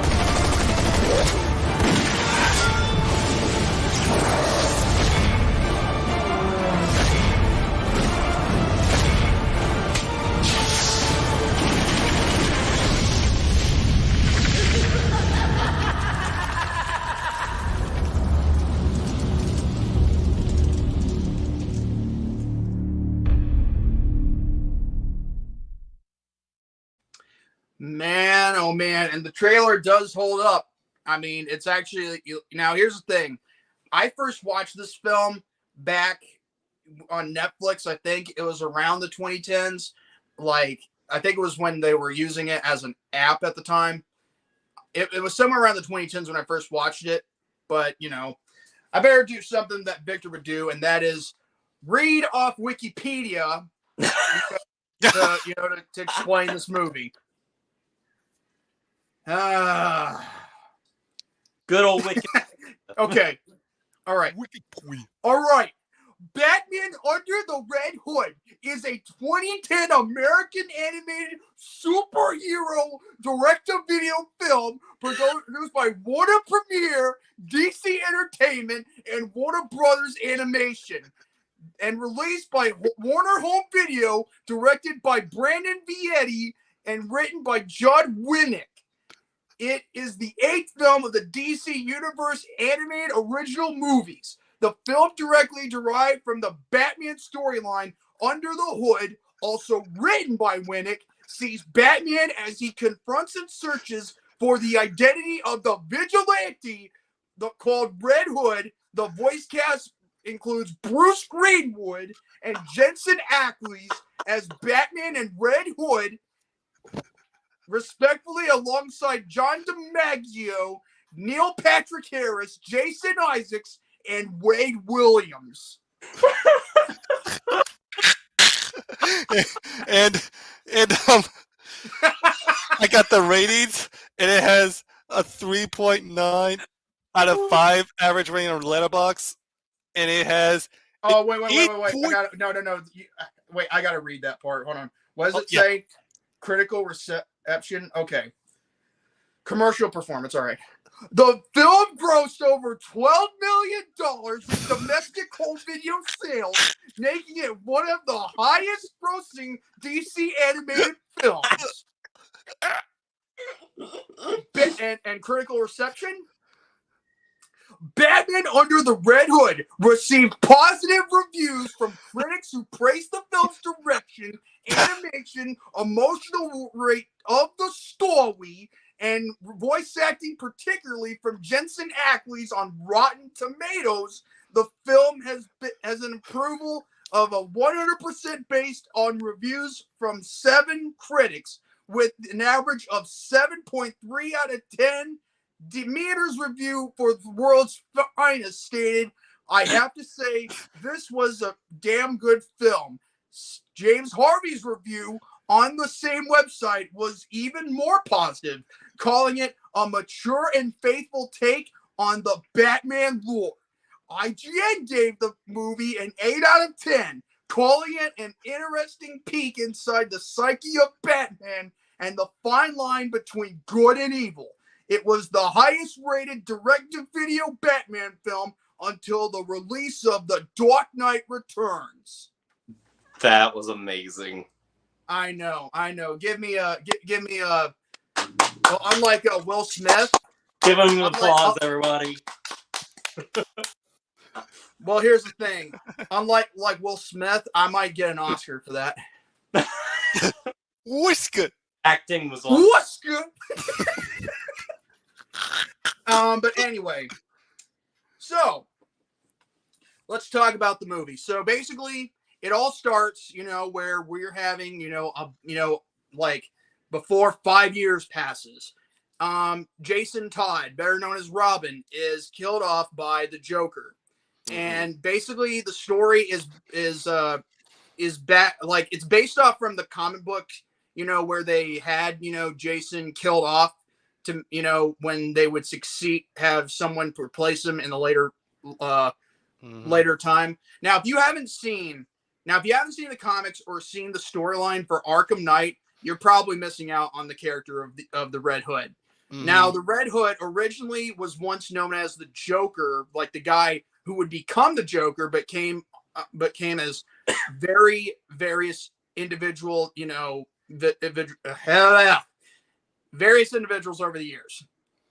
And basically, after, the one who would become the Joker, that was the end of the Red Hood line until Jason Todd, from very unknown sources, I think, came back to life and would become the next Red Hood. But the thing is, we're not supposed to know about that. We're supposed to go into this blindly if you've never seen the comics or played the video game, The Arkham Knight.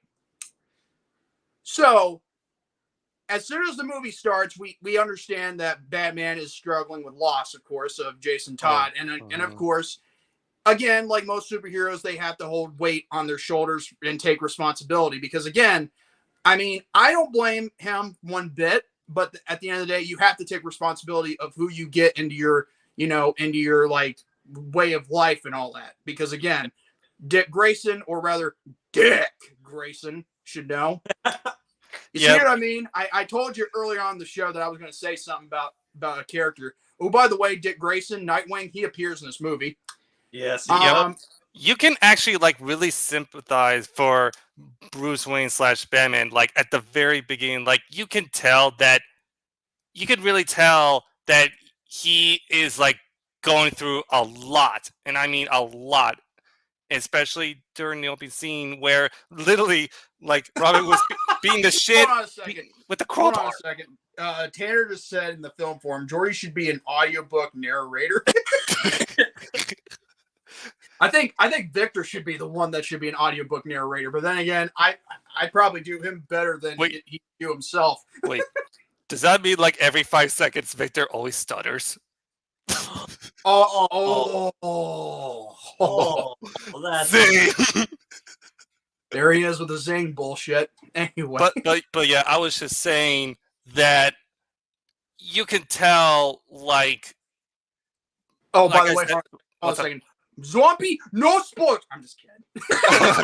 Like we you know can the just- Lazarus Pit. We know the Lazarus Pit brought him back, obviously. Oh, easily. Like you can just tell in the opening sequence where you can like you could sympathize with Bruce / Batman immediately. Oh, exactly. Especially after the Joker beats the shit out of Robin with a crowbar. Oh my god! And This the thing was is with Joker, really ballsy, honestly. And also too like there was like this John DiMaggio. Okay, this guy right here voicing the Joker. I'm not gonna lie, it's a step. Like I can't call it a step ahead or a step behind Mark Hamill's voice acting. But then again, when you think about it, he actually does a pretty damn good job. I actually don't really like him because he sounds like point. Big Dog to me. Well, that's the point of the Joker. I mean, and even the voice actor who's trying to play him, you're not supposed to like the Joker, you know, because the guy is fucking insane. Well, yeah. I mean, and he beats the like the out voice of a kid who's probably under 18 with a freaking crowbar. And he also suggested like which weak point do you think would hurt most? The 4A or B? Or was it like the forehand or like No. He said A or B. Forehand or backhand. Yeah. And dude, I'm telling you, that's how sadistic the Joker is. You know, like here's the thing. If you want to see real, sadistic nature, look at Heath Ledger's Joker, and then then we'll talk about sadistic. But this one, it's basically bringing you back to the comic books, like before they even had the Batman animation, Batman animated series. Mm-hmm. So 5 years passes after what happened. Crime, has died down a little bit, and eventually a newcomer comes into play, the Red Hood, who gets all of the 8 prosperous drug dealers in Gotham City, who's not even under, Black Mask, who, by the way, is known as Roman Sionis, if you guys don't know your lore of Batman. Oh, by the way, speaking of Roman Sionis, Black Mask, let me tell you something about Black Mask. You ready for this? When I look at Black Mask and the way how he shouts and he screams, you know what he reminds me of? He reminds me of me. I'm dead serious. I remember when I used to get angry like that back in the 2020 of R&R. I think Jared can back me up on this with the Black Mask. He has so much temper tantrum issues, like it's not even funny. Like as soon as he appears on screen, I was like, I should probably get away from this. Me. Like, I remember back in the day, and this is a shoot for you guys, okay? Off the review for a minute. I used to have kind of, a lot of anger issues, and sometimes I still do. It's just that I'm more at peace with myself more than ever. I liked Obi-Wan. Oh my God, it's Ewan McGregor, you douchebag. Black Mask and Birds of Prey. Yeah, I think I think Ewan McGregor as Roman Sionis, very well done. But anyway, back in the day, like behind the scenes and probably on screen, I used to have so much anger issues. I used to have so much, and it wasn't because of what's going on in the world and all that. It's just that, some people just have anger issues. You know what I mean? Mm-hmm. Yeah. And Roman Sionis reminds me of myself, like during the first couple of years when I came back to the internet, you know, like in 2019 to 2020 and probably 2021. Oh yeah, that was like the earlier days of the Ran Rave, right? Yes, it was. Yes, it was. I remember that. So, yeah. So once he also, here's the thing, Red Hood also offers protection for both Black Mask and Batman. So basically, the thing is, Black Mask and Batman are more of a threat to the other 8 street drug dealers in Gotham City than anything. Mm-hmm. Oh, and get this.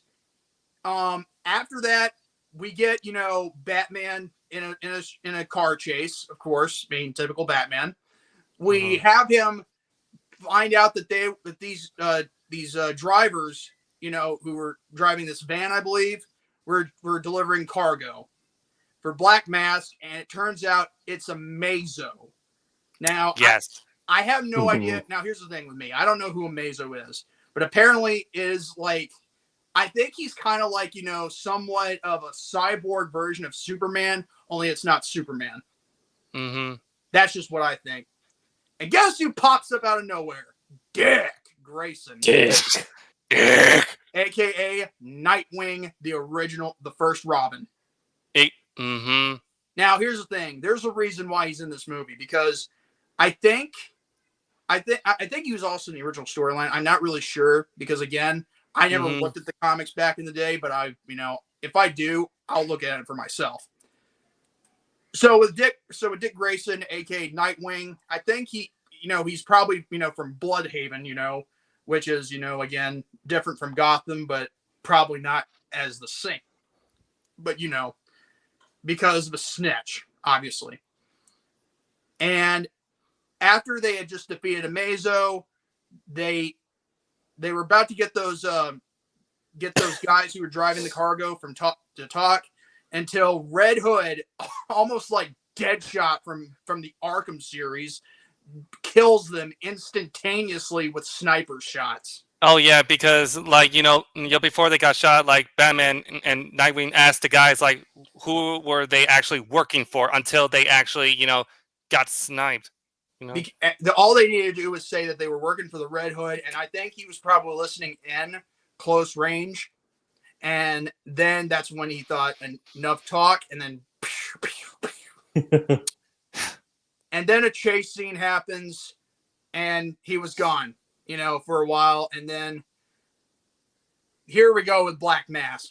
Black Mask is trying to figure out what tonight's transportation was going to be. Both Batman and Red Hood actually listed in Sionis' office, which is crazy because it's kind of weird. You can plant bugs in offices now. Like, I'm willing to bet.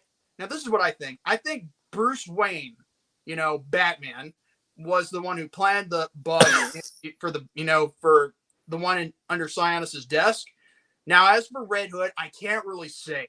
I don't even know how he put a bug in there, but then again, one can only speculate. Maybe he snuck in, when no one was around, probably disabled security, and just placed it there, I mean, he probably did it like those plans ahead. Well, one can only assume, but how it is when someone assumes. But then again, he kind of plans ahead. Remember that sequence where he actually jumps onto a blimp, and then after he crashes into a building, oh my god, plays a booby trap, and then they kind of caught Batman and Nightwing off guard. Yeah. That was a cool moment. But after that, that's when, of course, there's another chase scene that happens. And here's the thing, what you guys need to know. Now, we're not supposed to know who it is at first. Because, again, that's the whole point of the story. Because, again, we're not supposed to know who's under the Red Hood. Wink, wink. Nudge, nudge. So, again, during the chase scene, they went through a subway, I believe, and apparently there was an explosion that happened that was caused by the Red Hood. Nightwing gets injured with a broken leg, I believe, or a foot. I don't know. I mean, and then he says this: "You haven't lost your touch." Now, Batman with the cowl, with the recordings and all that. I'm telling you, the technology that Batman has is incredible. Like, you can say what you want about Batman, about Bruce Wayne, but when it comes to, technology and intelligence, he's got it, Oh, exactly. Mm-hmm. Like, why do you think he graduated with 12 master's degrees? Master degrees. Anyway. Master degrees. 12 master degrees. So, for now, Batman, after, he tells Alfred to take, Nightwing home, in which, of course, he thanks Nightwing. And he's all like, he did just thank me, didn't he? I believe he did, sir. Weird. That just shows that Batman is finally becoming, grateful. Mm-hmm. Even to his old, to his former partner in crime, crime fighter, Then that, remember when I said you haven't lost your touch? Audio. He enhances the audio before the train interrupted the last part of his sentence. And it says, and the Red Hood says, "You haven't lost your touch, Bruce." And it catches Batman, Bruce Wayne, off guard because he knows that this guy knows who he really is. Meaning, what could this mean? Could he expose him? Could he use that as leverage? I mean, what is this guy's, game plan? He knows who Batman is. And then Batman started getting, a little bit curious, looks back at the old Robin suit. And then we get to a flashback where Jason Todd and Batman, where Jason Todd's just a kid. I think he was around, I don't know, maybe 10, maybe 12 years old. It's, I mean, those flashbacks are honestly my favorite stuff in the entire movie. I love and also flashbacks. Like you can really feel like the arrogance, like inside, like his character building up as he gotten older. Which is also the case why he got captured by Joker. And by the way, there's a reason for that. When did Batman get influenced by? Oh my God! Enough with the Lost bullshit. It's not like Lost. It didn't go like, Oh, it's just, it just fades into the next scene. That's it. Now shut up. I'm not gonna play any clips because again, this is review time. But anyway, so of course they actually have the one with the Riddler, and I'm thinking, oh my God, Riddler doesn't even have. I don't think Riddler had a voice actor. At least I don't think. Hold on a second. I really Bruce don't Timm is credited as it. Really, Bruce Timm? Bruce Timm. Hold on a second.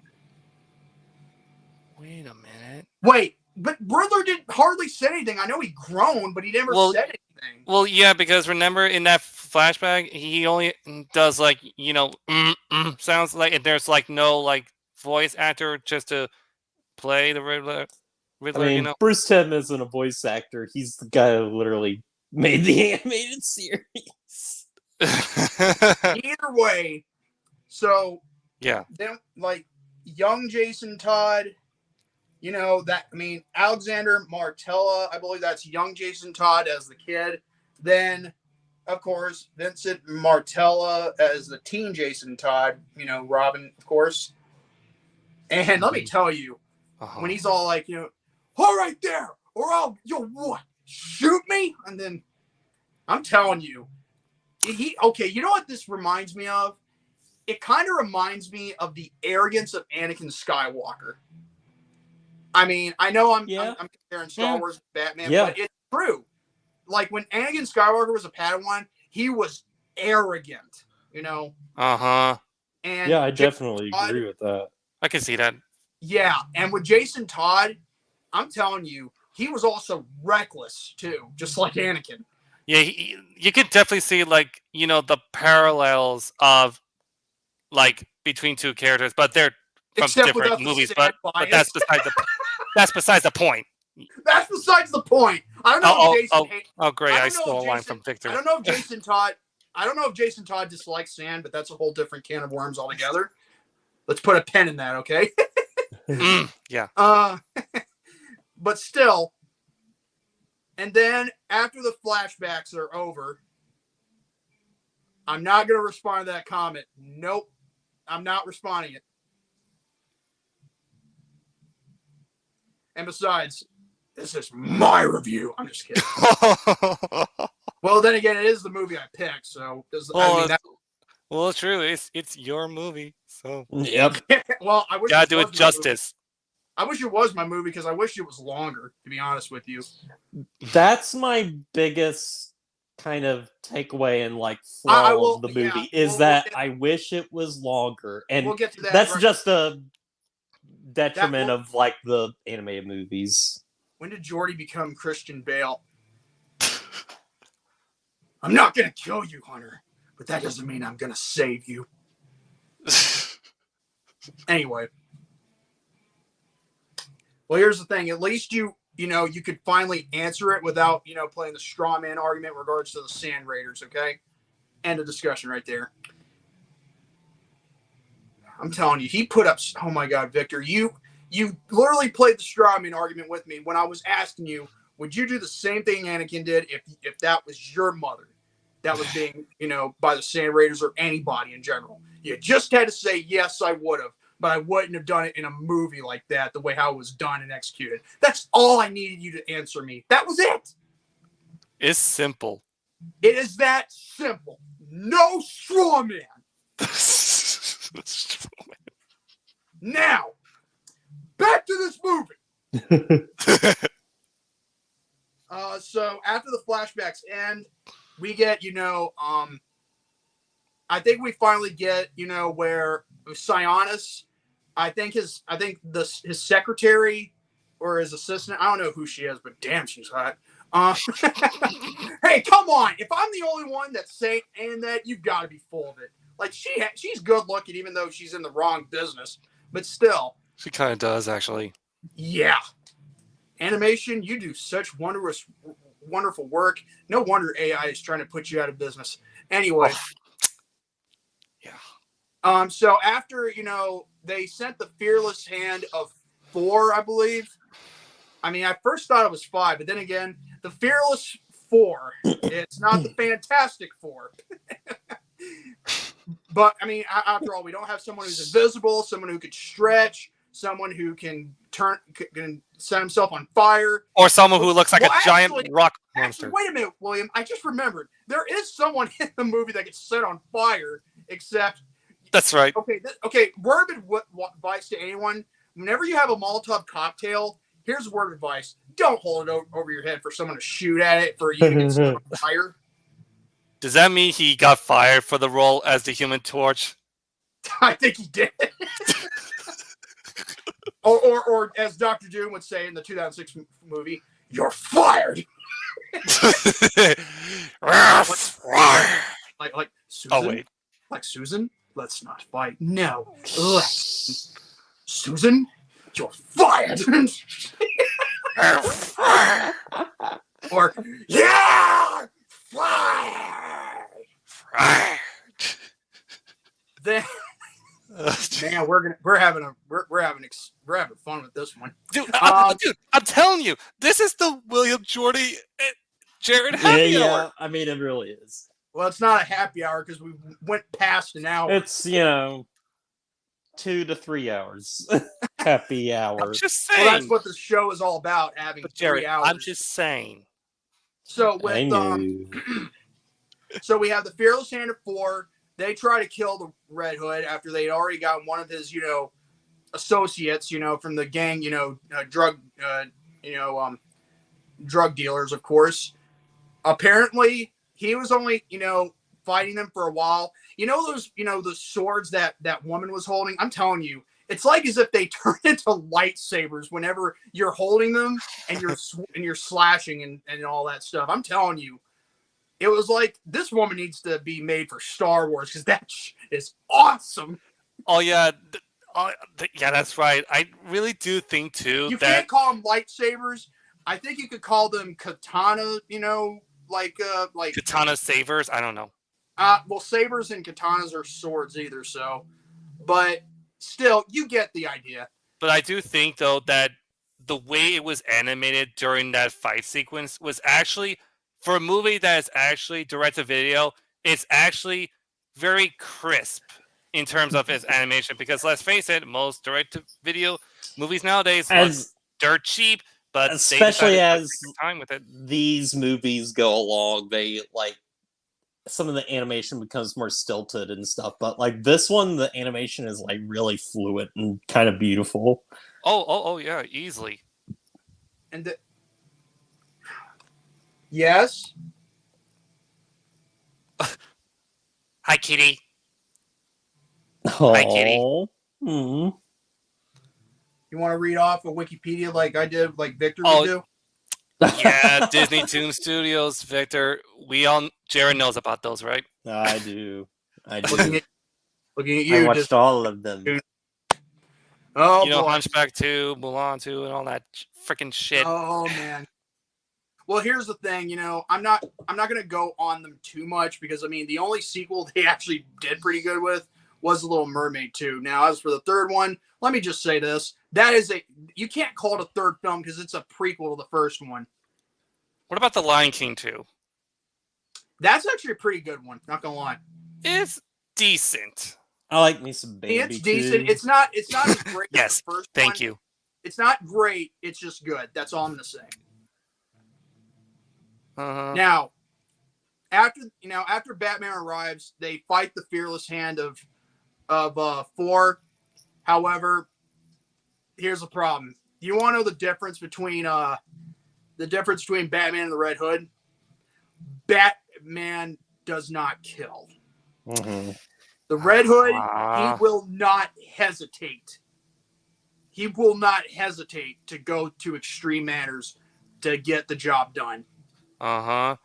He kills one of them, the one that could shoot off his face. But here's the thing.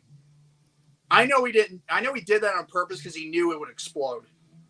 Because especially again, why do you have a mask that could shoot? Bad idea. Yeah. Well, especially during that one particular thing we may get into, which is like towards the end, you can understand why Batman does not want to, like, why he is against weaponry, unlike Batman vs Superman. Yeah. Yep. Oh my God! Wait! Did that Batman in Batman vs Superman use a gun?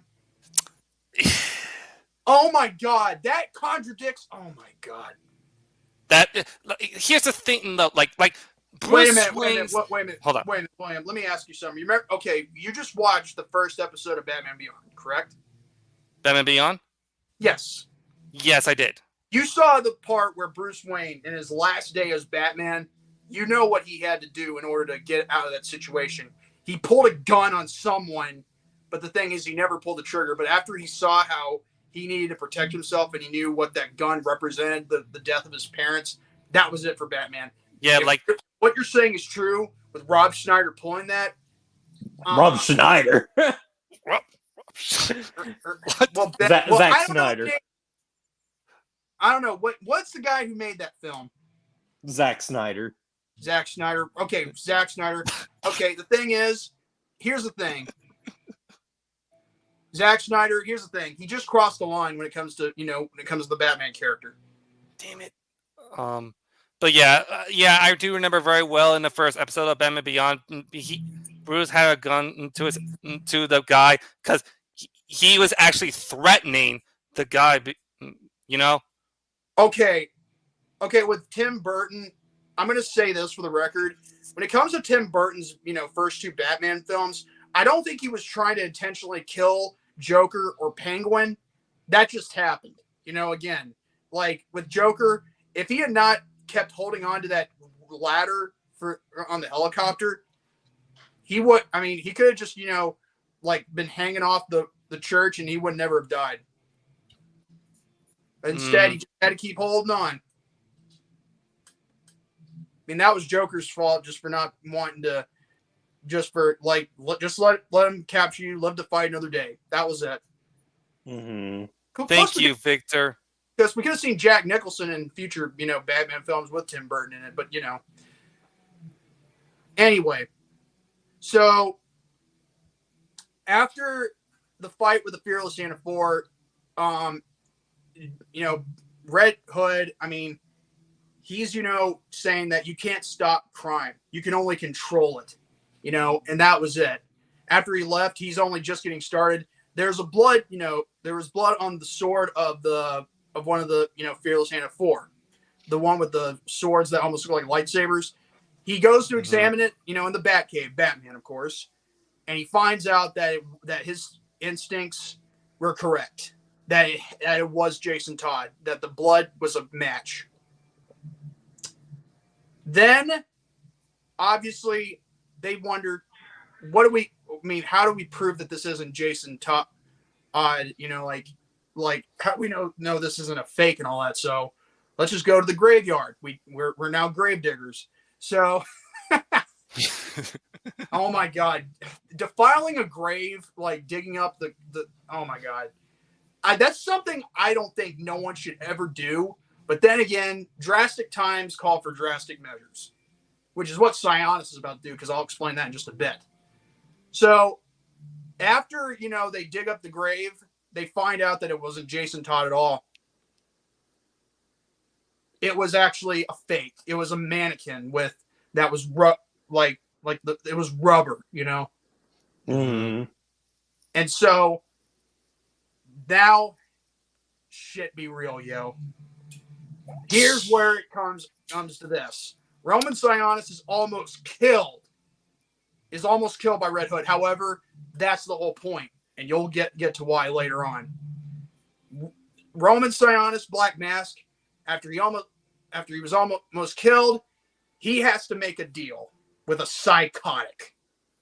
Because earlier in the movie, they thought, Batman and Nightwing thought that the Joker was behind this new Red Hood, because he was the last Red Hood before Jason Todd. That's right.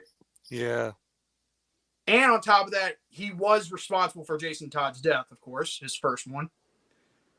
And then, let's just say Roman Sionis had some people to bust them out, bust the Joker out after all. But then again, Joker, instead of wanting to go with Sionis, let's just say he tends to turn the tables on Sionis later on. But Batman, he goes over to the mansion of Ra's al Ghul, or Ra's al Ghul, however it's pronounced. I think it's mostly Ra's, but then again, it is supposed to be Ra's, but but people just keep saying Ra's, Ra's al Ghul, Ra's al Ghul. I mean, it's Ra's. It's Ra's, damn it. Yeah. I want David to pronounce that name. Well, we can't ask Gary because, again, it'd be easy for him. It would be. Dude, he needs to stop reading the dictionary because he's taking the fun out of it. And anyway, so he goes over to where, the location of Ra's al Ghul, and he confronts him like he was going to hurt him bad if he didn't get answers. I mean, sure, Batman may not be bloodthirsty like the Red Hood, but he will not hesitate to hurt someone if he has to. Mm-hmm. So, basically, Ra's, he actually, let's just say he actually, was able to get answers as to how all this happened. Like when he was in Bosnia, trying to take over Europe and all that, the Joker he made a deal with the Joker to try and, make sure that it would not be linked back to him. However, it did not go as well as he thought, because he thought he could control the Joker, which is something you cannot do.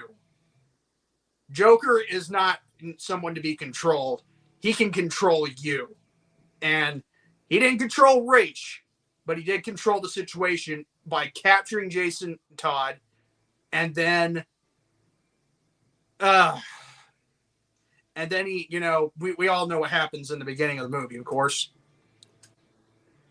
But damn.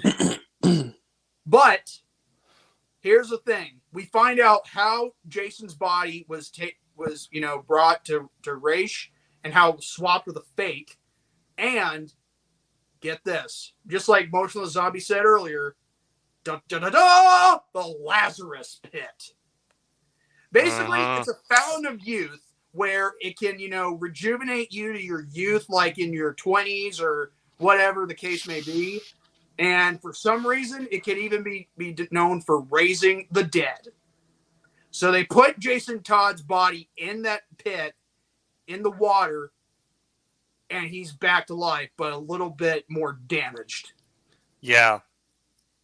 And I'm telling you, the way how they enact that made more sense as to why he is like this.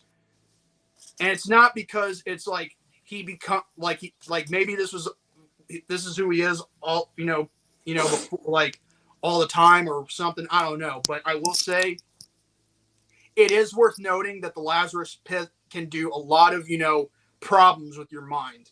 If you don't look at Batman, Arkham City, and Arkham Knight, you could tell what the Lazarus Pit can do to someone like Ra's al Ghul. Both mentally and physically when it's used so many damn times. But either way, Batman, as you know, he still feels bad for that all happening. Because again, if he had not picked up Jason off the streets, he wouldn't have had Jason go through all this stuff. Yeah. Through, the experiences, having to be kidnapped by the Joker, then killed by a bomb that Joker set off, and then go through that Lazarus Pit, another failure on his shoulders, which again, Batman is willing to carry it like everyone else, but for Alfred, his butler, I'm not gonna lie, Alfred is a pretty good, like advisor, to have, Wait, can we all just agree Bender makes for a better Joker than Morbius? Oh my God. Oh. Well, yeah. Speaking of something morbid, oh my God, here we go. The final part where Joker and Red Hood finally come face to face. Joker obviously has the gang leaders and Roman Sionis, Black Mask, under, in a truck, ready to set them all on fire. And I'm meaning set them on fire. Yeah. He was going to use a lighter after putting putting gasoline in the. I just kind of like it when Black Mask was all like, "This wasn't part of the damn deal, you freak! Get me out of here right now!" and Joker's all like, "I'm a little teapot, short and stout. Here is my handle. Here is my spout." I'm just like, this guy is sadistic. Dude, that particular scene alone, you could just tell that He's Joker nuts! is insane up to 11. You want to talk about insane scale from 1 to 10? It's actually a 20. Yeah. And then after Red Hood appears, he explains how he knew Black Mask would get so desperate just to make a deal with him. Just to make a deal with Joker, just to get him out so he could try and kill Red Hood. But obviously, he even says that, it took a while to bring about our reunion. And even Joker's wondering if they had met before. And, well, yeah, they have. Because we know who the Red Hood is now officially. It's Jason. Because everything we've seen so far, the beginning of the movie, the flashbacks, including Ra's al Ghul's explanation, it all leads up to that it's that we all know it's Jason Todd. Apparently, Batman comes out of nowhere. It was able to put out the flames before it killed everybody in that truck. And then tries to capture Joker before Red Hood can even make a move. But unfortunately, Batman, again, he's not always ahead of the Red Hood, you know, like when it comes to strategizing, you know what I mean? Mm-hmm. Mm-hmm. Then, after, you know, Red Hood gets Joker, you know, into a private building. Excuse me. I'm going to need to take myself a drink before I continue. Excuse me a second.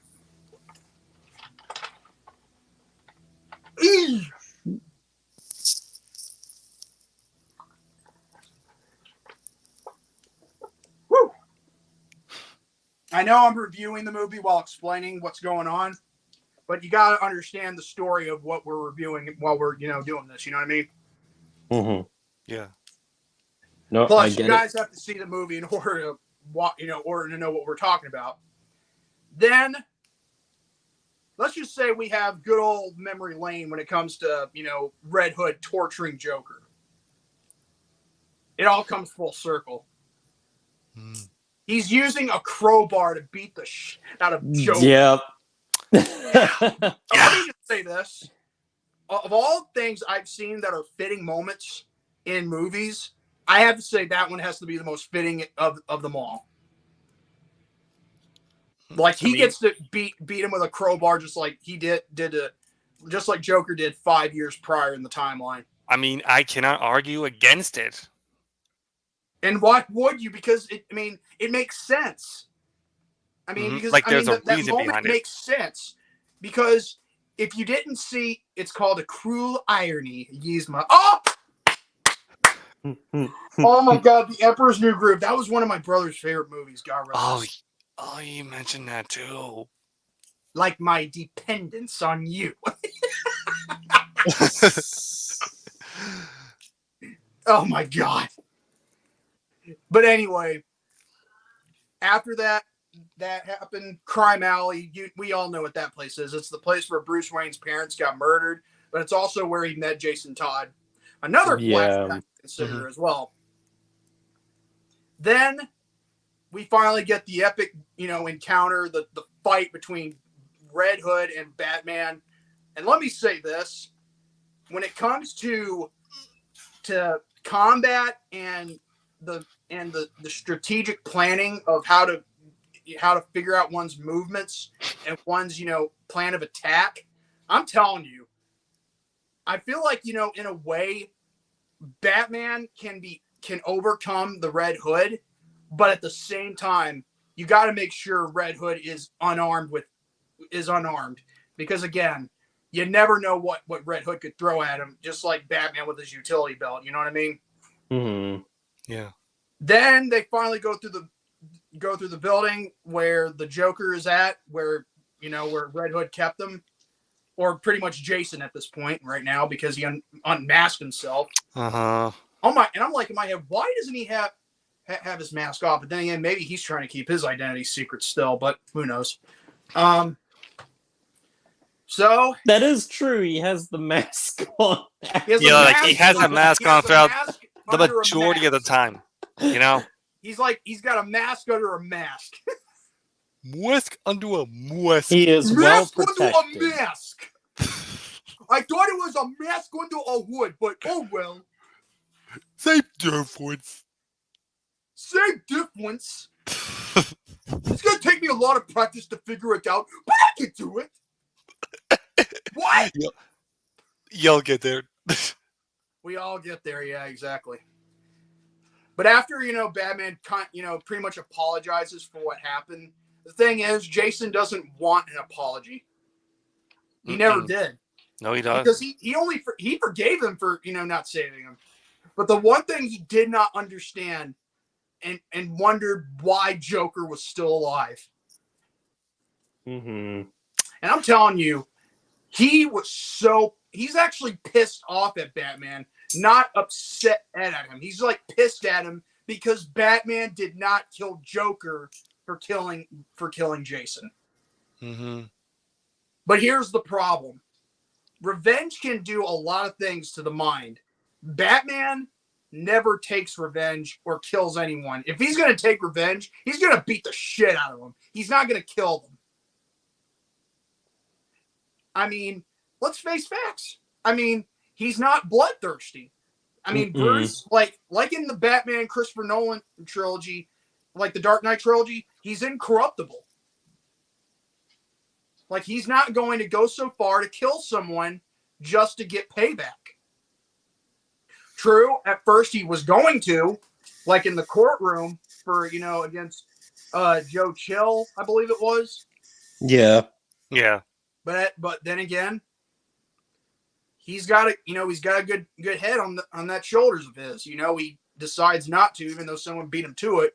But he wondered, could he have done it, or would he have done it? That's the main question we'll have to ask ourselves in a later point in time if we ever get to, more Dark Knight, lore. But still, Jason made a lot of good points. After all the stuff Joker had done to many people, both killing them, injuring close friends, and all the other stuff, he thought that he would have been the last person he'd let hurt. But the thing is, Jason never understood about when it came to Batman and his, and with Batman's, hatred towards Joker. The thing is, he's always wanted to kill him because, again, he wanted to. I mean, a day never went by where he didn't want to dish out the same cruel punishment and torture that he's dealt out to others in the past. Then end him right there. But if he goes through it, there's no coming back. Yeah, like there's no easy way out just to literally go back from where you were. It's like the same advice. Remember Val Kilmer and Chris O'Donnell from Batman Forever with that scene in the Batcave where he's like saying, "You're gonna help me find him, and when we do, I'm the one who kills him." And I'm like, "What? Like, you want? Like, that's not how this works, Bucko." I mean, sorry, but you can't. I mean, like Val Kilmer makes a good point with his Batman. Like, let's say you kill Two-Face, but then you'll start to become delusion. You'll kill another, then another, and another, and then one day you look in the mirror that you're just, become the monster you thought you'd destroy, but then you still never understand, and you keep on killing. That's what Jason Todd. That's a good. Yeah. What was that? And that's the tragedy. And that's the tragedy of Jason Todd, and that's what he becomes. Yeah. And then we get the ultimatum: him or me. And by that I mean Jason Todd or the Joker. He's giving Batman a choice to either pull the trigger or he's going or he'll kill the Joker himself. But guess what he does instead?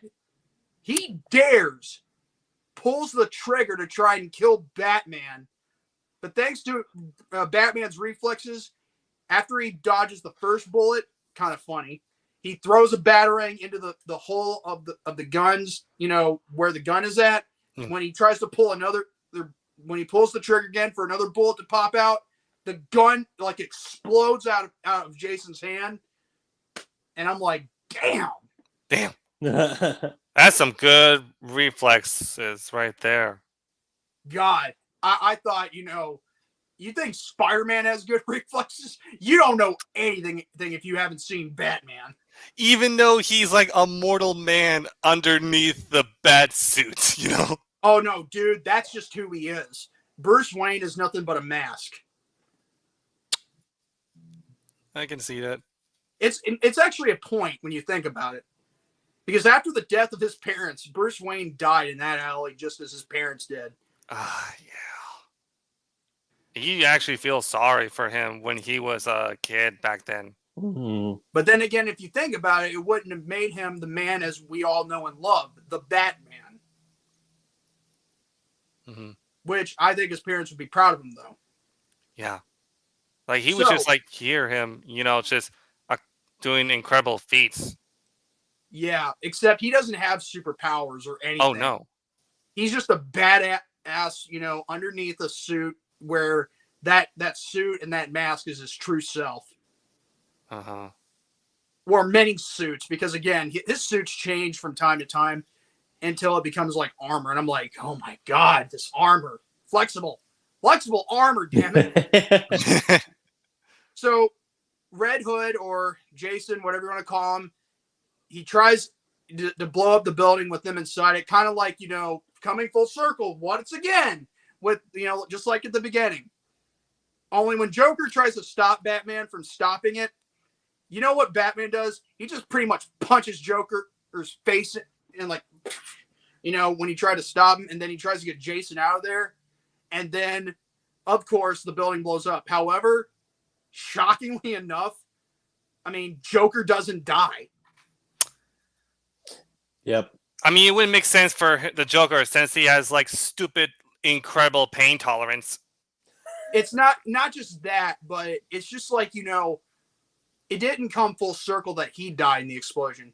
But yeah, Jason Todd did, which goes to show you that that Joker does have a higher pain tolerance than Jason did. But Jason, for some reason, is gone. Like, he didn't die, obviously. He's still out there. Yeah, I like that ambiguity at the end, which is, not Victor's favorite thing ever, but, I was going to say the same thing. The thing is, Jared, at the end of the day, the movie is basically of how, you're trying to reach out to someone, but it's already too late.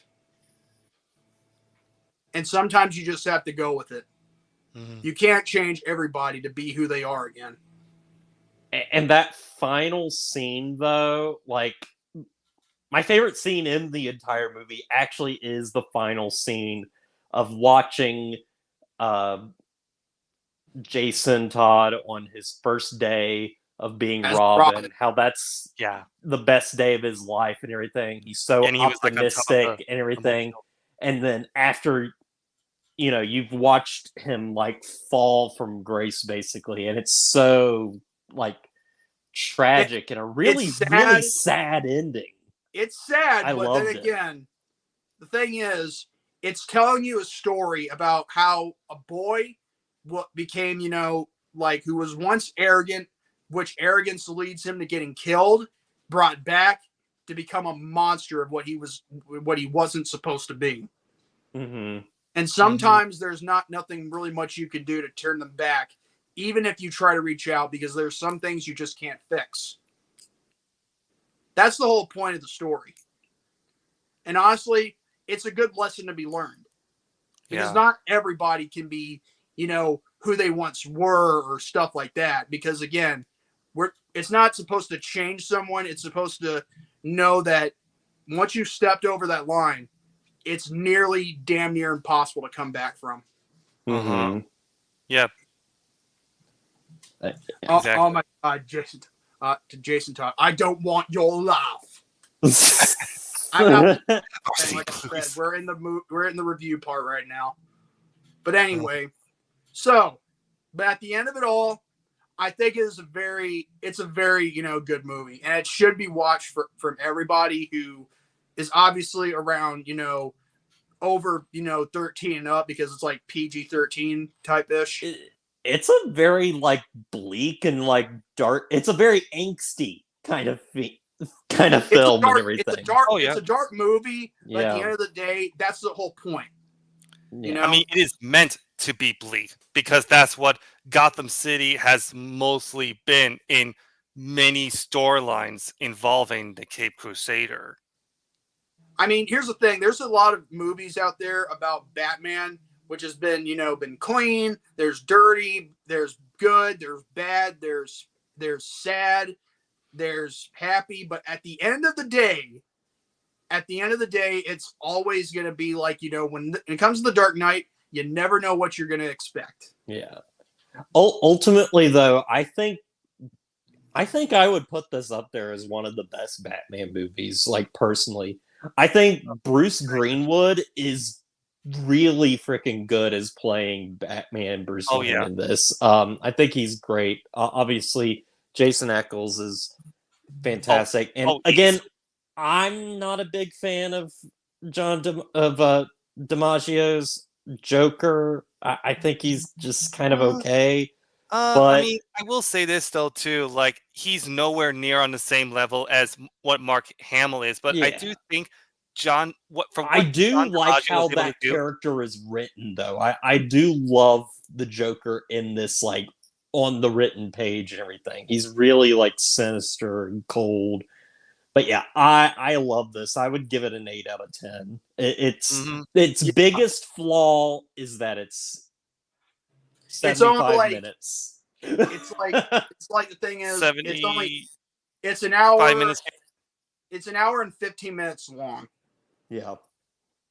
Now, it can't be helped with these, direct-to-video DC movies, because that was kind of their cutoff. The only thing I think it should have done is that if it was like maybe, I don't know, 5, maybe 10 minutes longer, it would have helped out a lot. Mm-hmm. Yeah. So I mean, I think so. Now, what do you give this, William? Oh, go ahead, Jared. Sorry, Jordy. Jared said 8 Jordy. out of 10. Jared said 8 out of 10. What do you give it, William? I mean, honestly, Jared, you're not too far from what I'm about to give it. I might go a little higher because I do think it's one of the more like darker interpretations of Batman ever, and I do think the way that it brought justice to the original comic that was storyline that was mostly based off, which I have it right here, and I do think it does justice. And Bruce Greenwood, like you said, Jared, he is absolutely great in this movie, but I do think Jensen Ackles is the show stealer. A lot of people thought the movie. Yep, exactly. And I do think he is literally like my favorite performance in that entire movie. Yeah. Of course, Jensen Ackles, you may know him as Dean Winchester from Supernatural, of course. And I do think that John DiMaggio, for what he was given to give his own interpretation of the Joker, was actually really good. And the animation, like I said, even though it's a straight to DVD type of movie, plus this was released in 2010. Yeah, for a movie that come out it in was 2 2010. days before. It was 2 days before my 15th birthday. Oh, really? Wow. Yeah, July 27th. Wow. And I think that the animation is absolutely looks crisp in a very bleak environment that Gotham City is mostly known for, you know?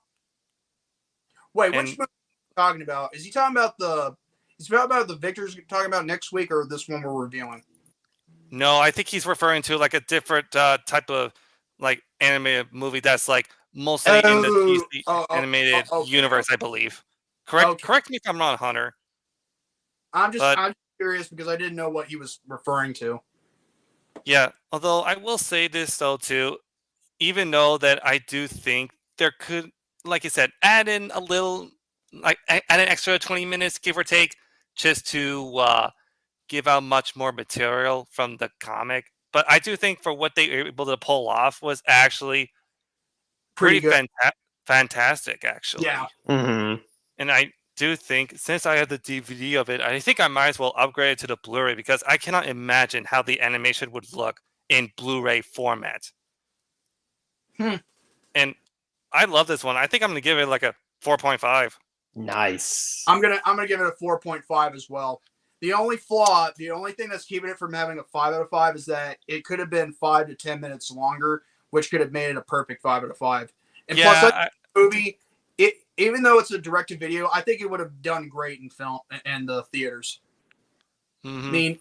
I mean, you can debate. Eventually, they would start putting these in the theater too.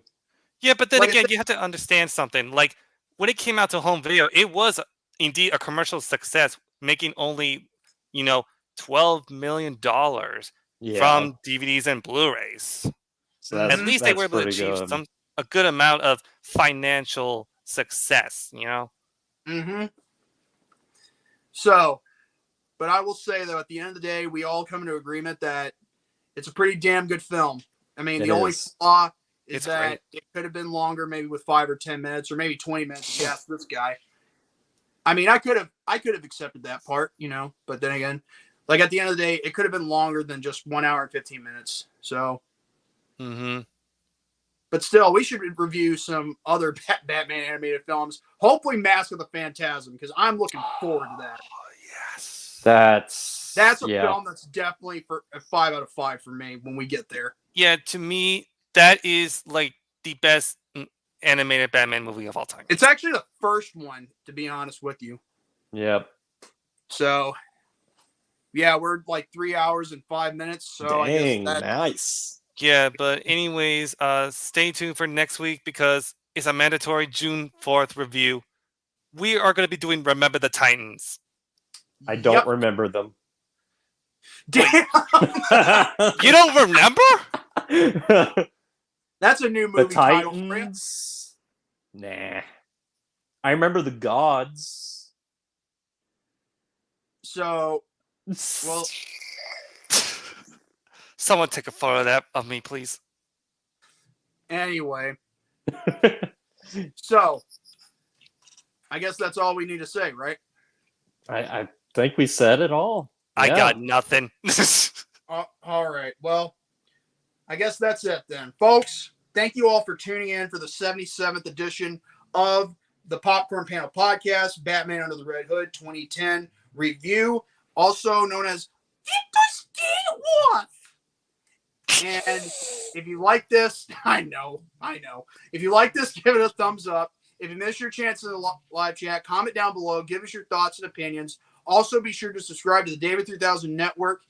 And if you haven't done so already, please do. If you're new, hit the notification bell so that way you'll be notified whenever this channel does an upload, a premiere, or a live stream like this one at all times. Same goes for the Conqueror, William Braun, the Saint, Jared Ross, and yours truly, the Youngblood Outsider, Jordy Skow, a.k.a. J-Man's a Jet. And next week, Victor will be back here. And with that being said, God bless you all. Have a great night and stay healthy for a very tomorrow. So, good night, everybody. Yeah! And also, Tanner said something in the film form. Remember What he said? these Titans? And then Tanner sent me this. Oh, my God. Oh, my God. Remember that game? Yeah. Yeah. But, well, Victor, I guess I'll see you in another life, brother. Anyway, good night, everybody. See ya. See ya.